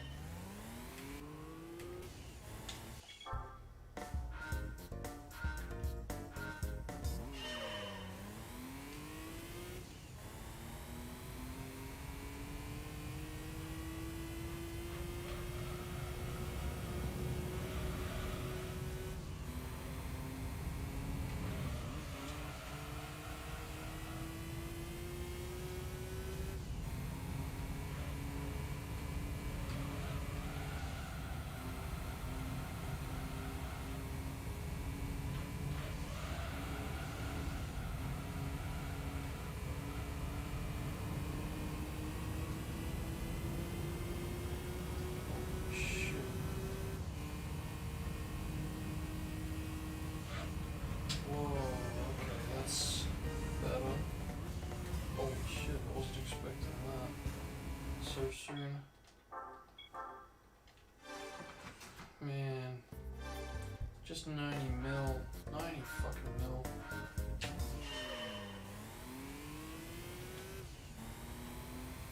we do it?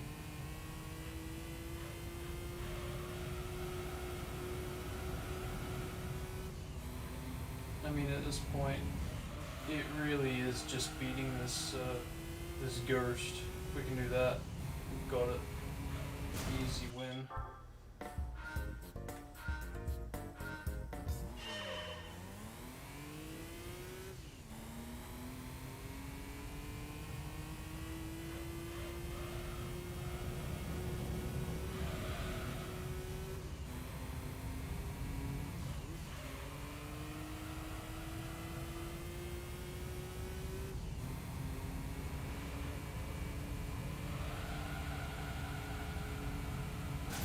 I wonder if I could do that corner a bit faster. Looks like I potentially could. Whoa, whoa, whoa, what the fuck was that?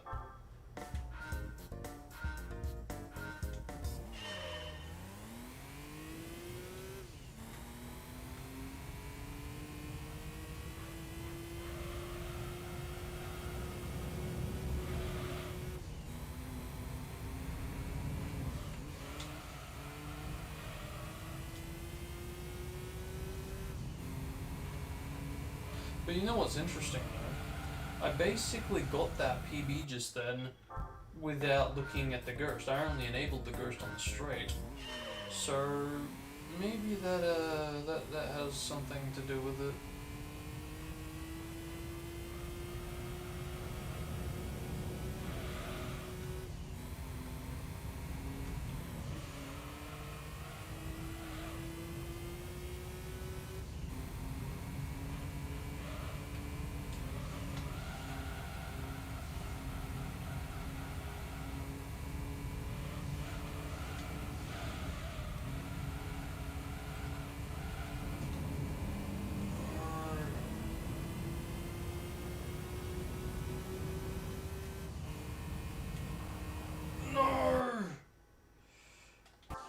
Damn you. Holy shit. Yeah, okay, I actually could have got that if I didn't bump the fucking wall. Oh, that sucks. But that just goes to show that, you know, potential is fucking there. I can definitely get this.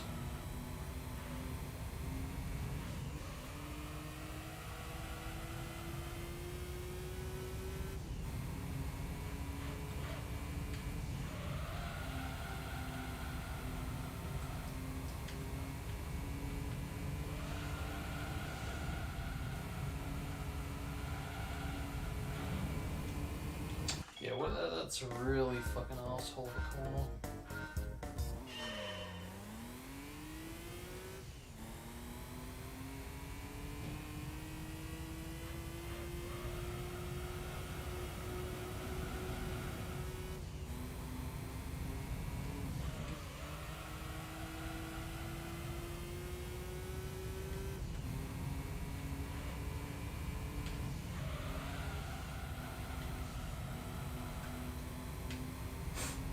What a fucking difference from just one motherfucking corner.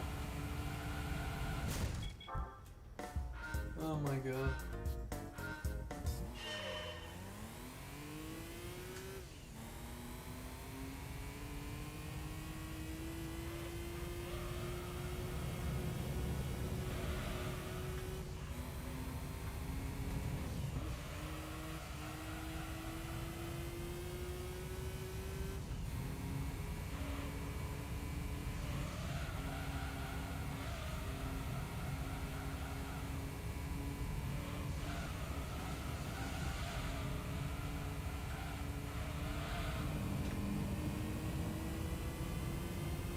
Wow, what a difference there.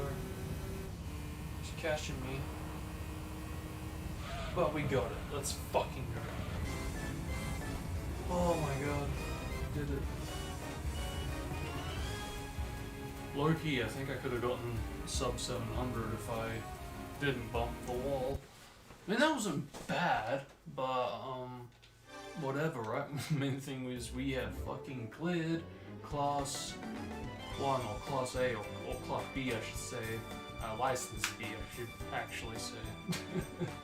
Domestic B license awarded. Congratulations. Let's fucking go. Oh.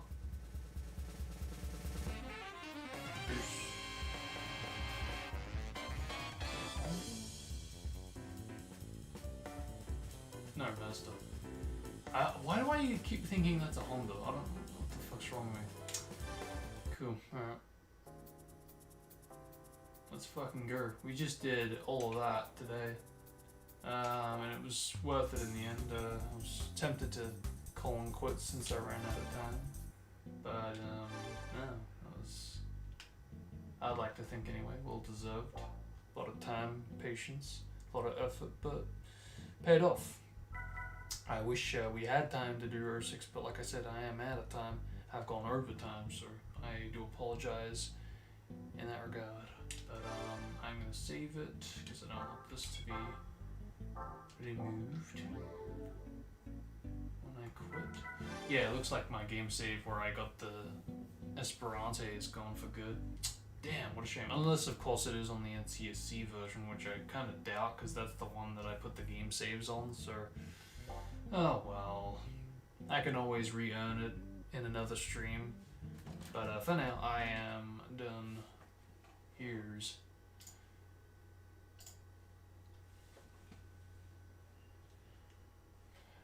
Now, like I said, I'm not going to be doing anything development-wise, because I am out of time.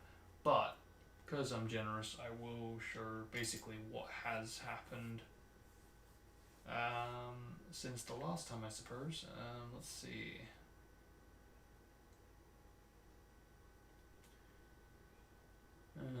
Okay, so for starters, let's go here.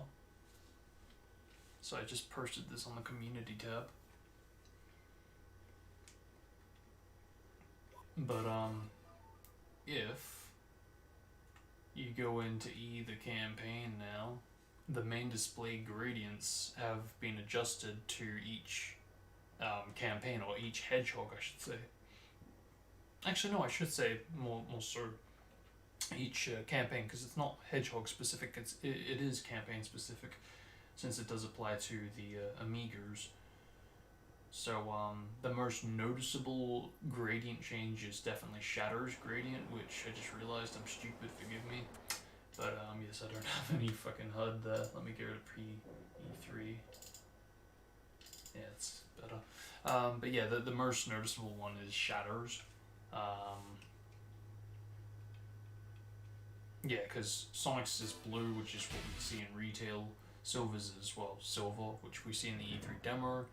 But it looks very similar and can be misplaced for Sonic's. But, you know, with 2006 capture card quality, like I said, Shatters is a term for shatter, and thus is more noticeable.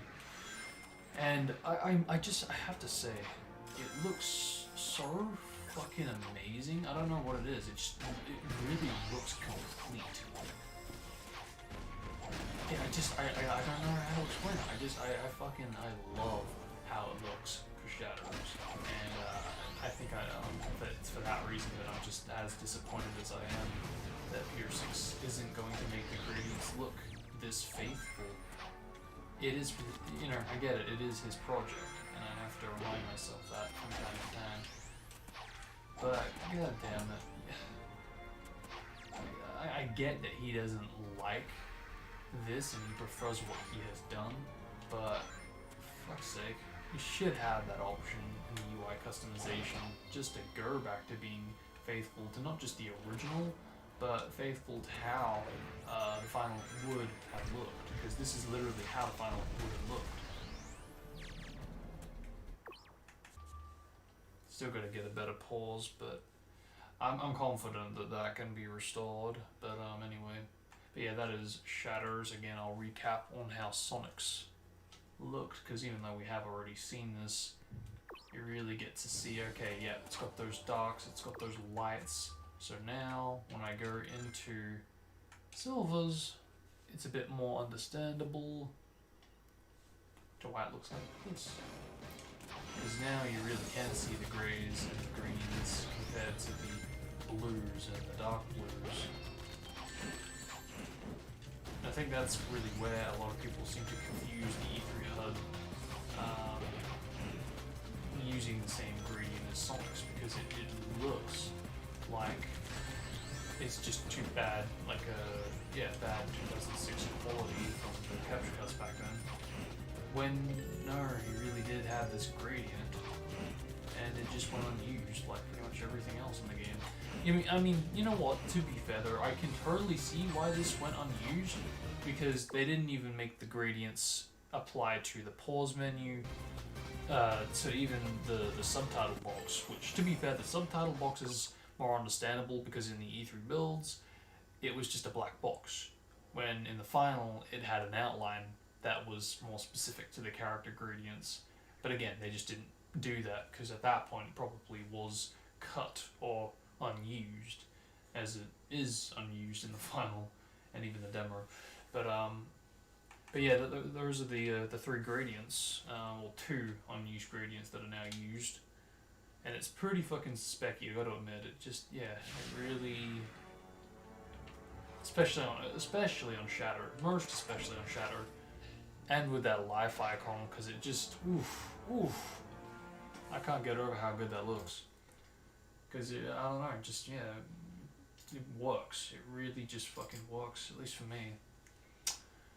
Now, on the Project 25 side of things, not a whole lot has changed, but of course, there is the, as mentioned, I've still got to fix that issue. There is the, as mentioned, or rather, as seen, updates in the latest, what has been achieved, what has been restored, Y button light dash, and it's pretty. I mean, of course, I can't currently show this because I don't have like a cam or anything, but you can take my word for it that I will be using the Y button, and I will be light dashing with it. Trying to think, maybe there's a way I can. Maybe I could do it in DTD.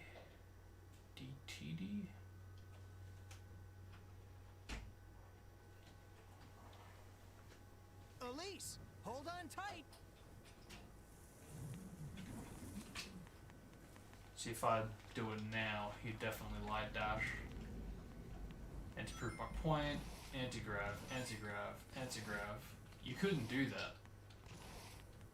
You'd definitely light dash, whereas I'm gonna light dash now. Boom. In fact, I'm gonna move when I do it.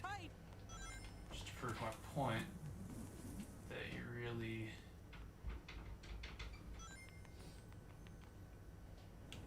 Yeah, you really can do this with the Y button.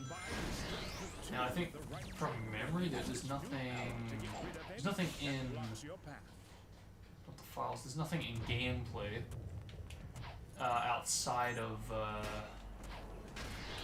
what I've already modified that is going to say, hey, use the action button, or rather use the X button to do a light dash, when it should be use the Y button. Because I think I have edited everything. I can't think where else there would be a tutorial outside of the shop and the two hints in Sonic and Shulker's campaign. So I'm not really sure if there's anything else. I don't think there is, but I might have to go through the entire campaigns just to really reconfirm if there is or isn't anything. Protecting that footage for some reason. I've got to defeat them first. Yep.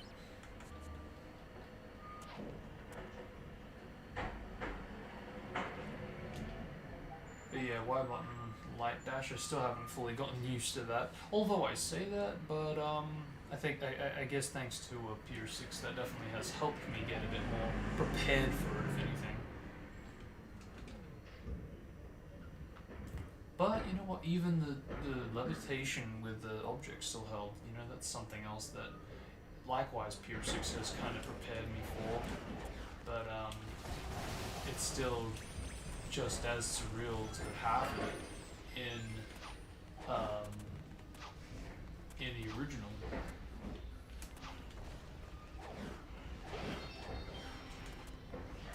And now, even having like the gradients, it's like, again, wow. It's all really coming together.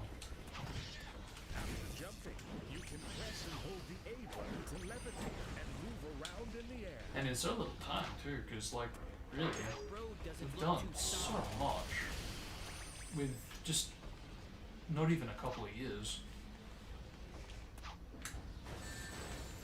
Like, look at that, you like the fucking ring explosion, you know, like, such minor details and elements, but here they are.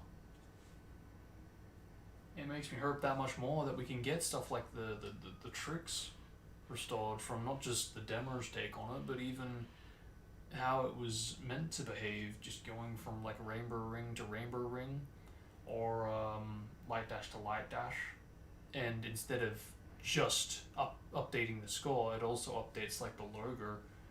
I think all of it can be achieved. It's just, you know, like anything, you gotta give it a bit of time and patience. Yeah, why not? Let's do a bit of shadow.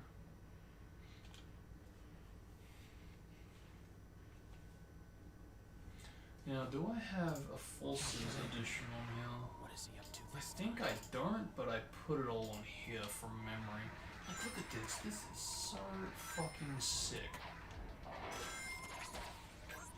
Like, it looks fucking amazing with the E3 life icon with this gradient, but equally with the not just the retail icon, but the Xbox Live Arcade icon specifically, it looks fucking sick.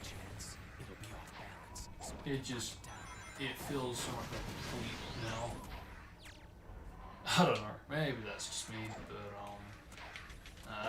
really just works, in my opinion. I wonder if we can tell it to have a different glur texture, or sprite I should say, because I wasn't aware of this, but yeah, for the longest time, the Sonic's and Silver's gauge blur texture or sprite,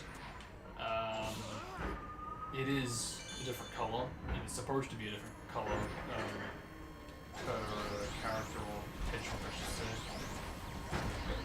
So Sonic's would have been what we got in, you know, the original or in retail, and the one that we're currently seeing would have been Silver's.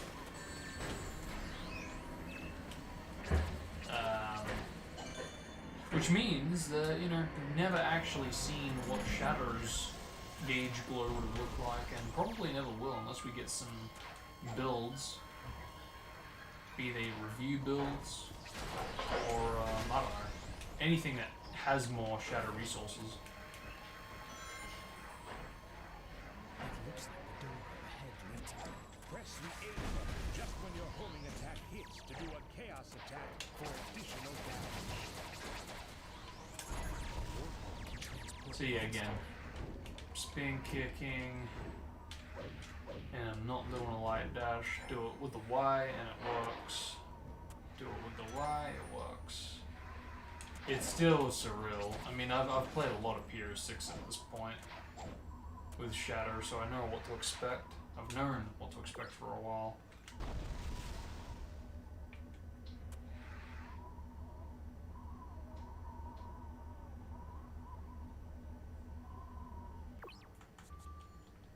And I guess you could say in a lot of ways that I'm gonna have a much different experience compared to everyone else, because I'm someone that's played PS6 Shatter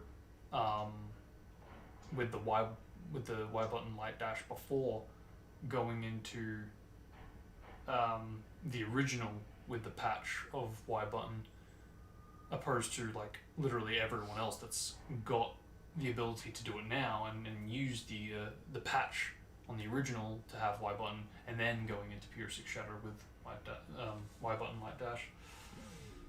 Yeah, it's just the privileges of being able to have beta testing builds, I guess. Now, where am I going? Was it one of these? I don't know. Whichever doesn't crash. Oh, look at that, they both crashed.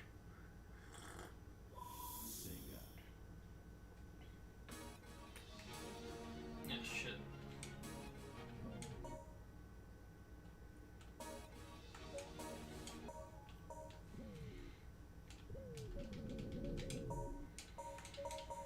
Okay, so from what I can see, it looks like I actually wiped all the Forces stuff that I had on here, and instead put the town mission jank on here.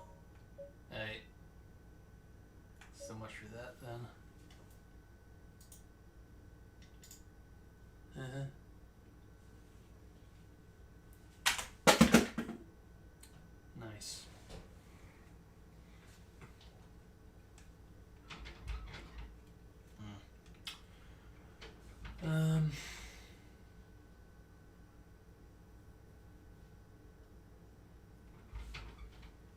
I mean, in all fairness, there's not really a whole lot to see anyway. But, just out of curiosity, did I back up any of my stuff?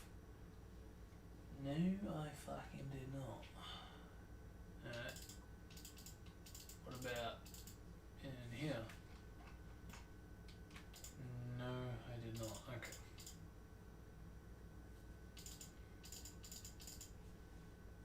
And again, I did not.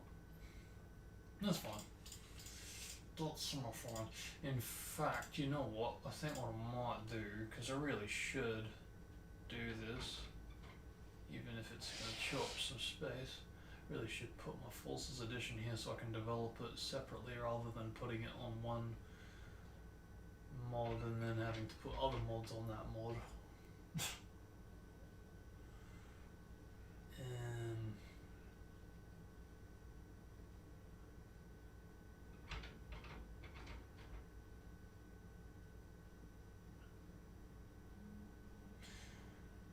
Yeah, but I was in the process of trying to like get some TGS stuff. So just ultimately, I wanted to have it behave like a version of TGS06 that we haven't restored both in patches, nor have we received footage of from the convention. And it's basically either to swap the renders around, or when you return to the menu, be it from completing a stage or quitting a stage, it's basically selected on the render of the character that you've selected, but instead of being to the left or right, they're instead in the center. So basically, if Silver or Shadow was selected and you've gone back to the menu, instead of being to the left or right, they are instead in the center, and Sonic's to either the left or right. So, bit of a minor detail, but you know, it's something that bugs me that we haven't restored, and it bugs me that we haven't received footage of it. How much more wanting of me to try to get this working.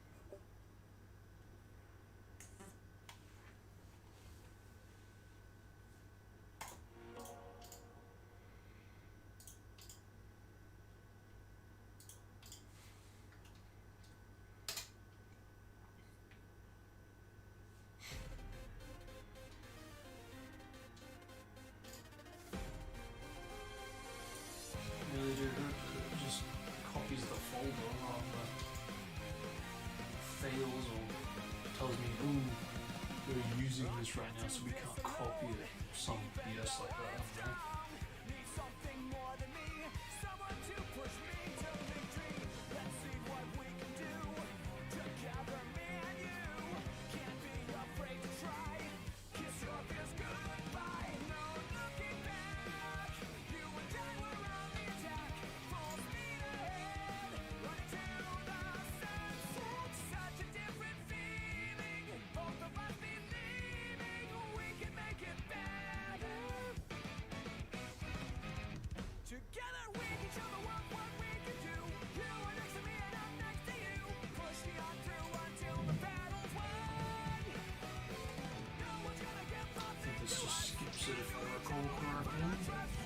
Yeah, it does. Because I think from memory that XCX actually has more than one selection. Well, I mean, when you first start, it like has the new game,